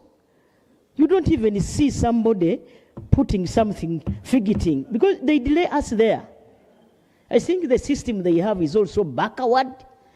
And so, yes, maybe this is an opportunity for us to put better certain things. When you are traveling, say in Dubai, you don't even recognize that they are, getting money from your vehicle. It is smooth. But this one of ours, I think it is still analog. And so this could be an opportunity for us members, because for me, I'm a Ugandan, and I feel that's why I was given another term. Yes, I call a spade a spade. The fact is we have to support Parliament to do its oversight role, and we also have to act on your recommendations as provided for in the law. And therefore, members, since the minister requested for some little time, we can ask how long? Because all of us are on the same page, members. We are tired of corruption. We are tired of making our president look dirty when the man has done his best. And so, Honorable Minister, maybe a few days, I don't know how long this can take us. Can it be like a week? Because we also have to do a thorough job. We also have to do a thorough job. Mr. Speaker, is a week too much? You want to raise the procedure matter? Thank you. Honorable Speaker, the procedural point I'm raising is that, one, I have in my hand His Excellency the President wrote to the Prime Minister on the same matter. He wrote on the 23rd June 2026, directing the Prime Minister to look into the issues of the express highway road toll. And the President directed that the Prime Minister should look into the matter and guide accordingly. Number two, I also have another letter written on July 8th, 2026, to the Executive Director, National Information Technology and Authority, written by the Minister of ICT, Kasule, on the same matter about the road toll. I would like to find out from you, Right Honourable Speaker, since His Excellency has guided the Prime Minister, would it be procedurally right to allow the Prime Minister to brief honourable members about the concerns that were raised by His Excellency the President? And two, Right Honourable Speaker, would it be procedurally right to allow this report to go back to the Minister of Works and ICT for administrative review for us to understand properly as members of parliament, and they report back to the House. I beg to move. And if allowed, Madam Speaker, you may allow me to table these two documents to become the working document for parliament, and appropriate action is taken. Really, now that you are the one talking about it, I would love really to see the shape and the content of that letter. We come and lay. I wondered whether you're one of the assistants of the Prime Minister to get a... Right, Honourable Speaker, you are talking about research, and aware that I'm one of the research experts. So when the report was loaded, I had to do research on this matter. Then I got this document on my way as I was doing the research. Honourable Speaker, I beg to lay the letter written by His Excellency the President on the 23rd June 2026 to the Prime Minister of the Republic of Uganda. I beg to lay. Subject matter, the President directed that the Prime Minister should look at the matters concerning the NTV Express Highway. I've already mentioned the date. To Right Honourable Speaker, I beg to lay the letter written in July 8, 2026, to the Executive Director, National Information Technology Authority, by the Minister in charge of ICT and National Guidance, Honorable Lumumba Justin Kasule, on the matter concerning Entebbe Express Highway. I beg to lay. Thank you. Okay, let the record capture that. And now the debate has been concluded in this matter. What we are now grappling with is how do we process recommendation capturing the spirit of the debate. So do we need an adjournment for that? Because how do we process the recommendations? We go one by one.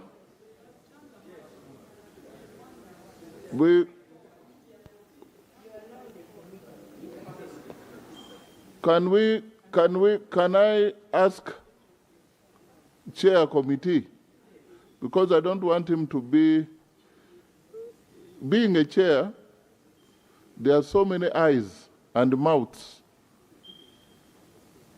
I want to constitute a small working group on behalf of this whole parliament that can begin tomorrow, and you fine tune.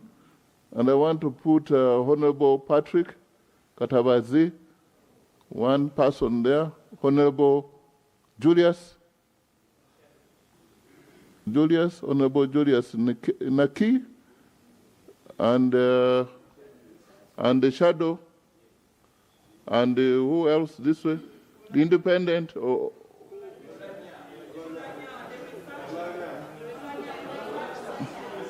Independent Honorable Adenyo, and Olanya. By the way, Honorable Olanya completed successfully his PhD. So he's a qualified researcher. You can't do PhD when you can't do research. So we can have him there. So those few people, how many people in your group? Maybe you adopt? Thank you, Right Honorable Speaker. But if I may kindly request, the precedent we are setting is going to be very dangerous. Because now this is a committee, the members are here, very competent members, who come up with recommendations, and then another committee is set up to fine-tune. This is not a committee to fight, just to go and make sure that we make a correct. What is your view? I asked My view is... I asked you about outrightly some of the recommendations you made, like investigate. You did not stop there. With the view of prosecuting. you know, and then what do you say about that? Me as a speaker here, I cannot preside over a recommendation which is going to be challenged. Thank you, Right Honorable Speaker. I'm of the considered opinion that we move recommendation per recommendation and approve, amend, or even strike out. I beg to submit. That's why I thought we needed that. But if you want that, we can process that. Because I wanted to go to the local government, but we need to take a decision on this one. Because this is all done.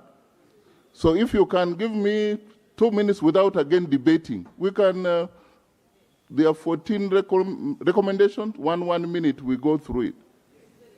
Okay? Recommendation number 1.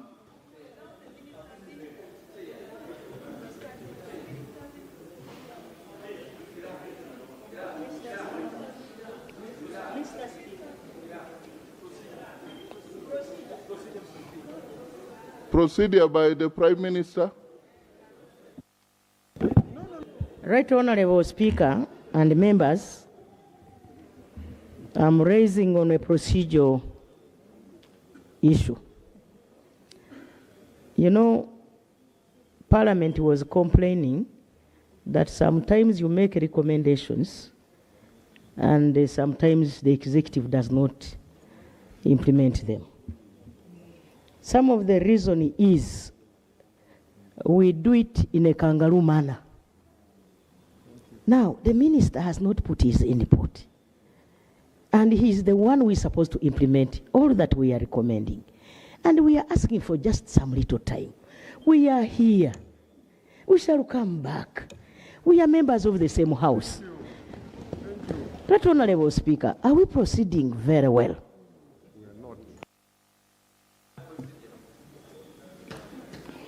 There is nothing like further proceeding.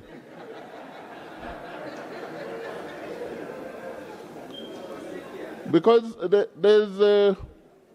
I think there's tension here.